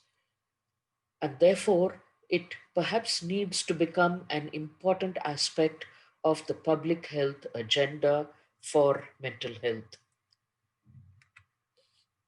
This is obvious because there is a need for promotive and preventive programs in the field of mental health which use a public health approach. And these promotive and preventive programs would benefit by including family and marital life education, as well as the development of relationship skills as an integral part of these programs. These would contribute immensely to the prevention of mental health problems, both in young persons as well as in preserving the intactness of families as a whole. As far as resolving couple relationship issues, divorce therapy and mediation as alternatives to an adversarial processes are also something that needs to be seriously concerned.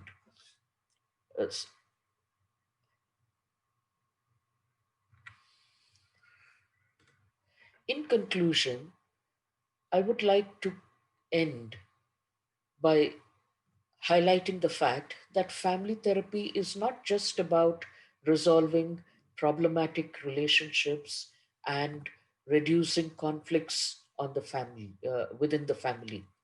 On the other hand, it also offers an enormous tool by which we can enhance the healing potentials of relationships in the context of families and in the interests of preserving preserving relationships and preventing the emergence of problems in the members. Enhancing these potentials is a very important task. Thank you.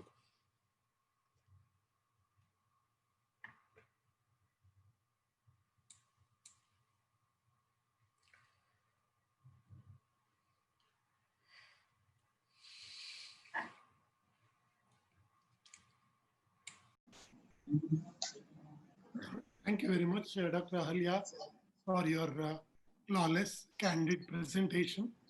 You are very modest.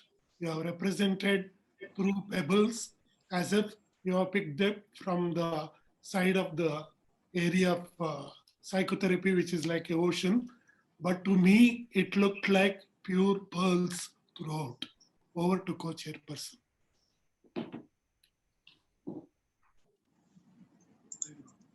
Now I would like to request Dr. Abhay Mankal to conclude the session.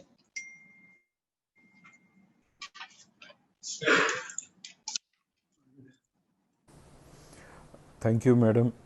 It was an excellent journey about the issue related to family therapy and how best you have been able to conceive for such an excellent oration like Dr.LGP Achar oration. It is quite important for all of us to know that family therapy plays an important role in not only the present issues related to family due to the changing scenario related to urbanization and globalization or industrialization and the disintegration of the family systems per se, like the joint family system giving way to the nuclear family system. But it's quite important for us to hold on to many systems of family which are going to hold us together in the journey called life. I would like to thank Madam for such an excellent journey, and I am sure you will agree that the type of presentation which Madam made makes it so catchy for all of us to understand the nuances about family therapy per se. Me, on my own behalf and on behalf of Dr. Madhav, my chairperson, would like to profusely thank IPS KC for giving us this opportunity to chair an important oration. Thank you everyone for that enriching session. Now I would like to invite Dr. Deepak to take over the program to make a few important announcements. Over to Dr. Deepak. Thank you all. We had some technical issues. Please excuse us for the same. The sessions have overshot the time. Please do cooperate. I also want to place on record, we want to thank Protocol Officer Dr. Harisha Delankabetu for his exemplary work in the background, helping us with the protocol. Thank you one and all. We will, all of you have to join the link, join to the AJB link. The AJB will start within few minutes. Thank you.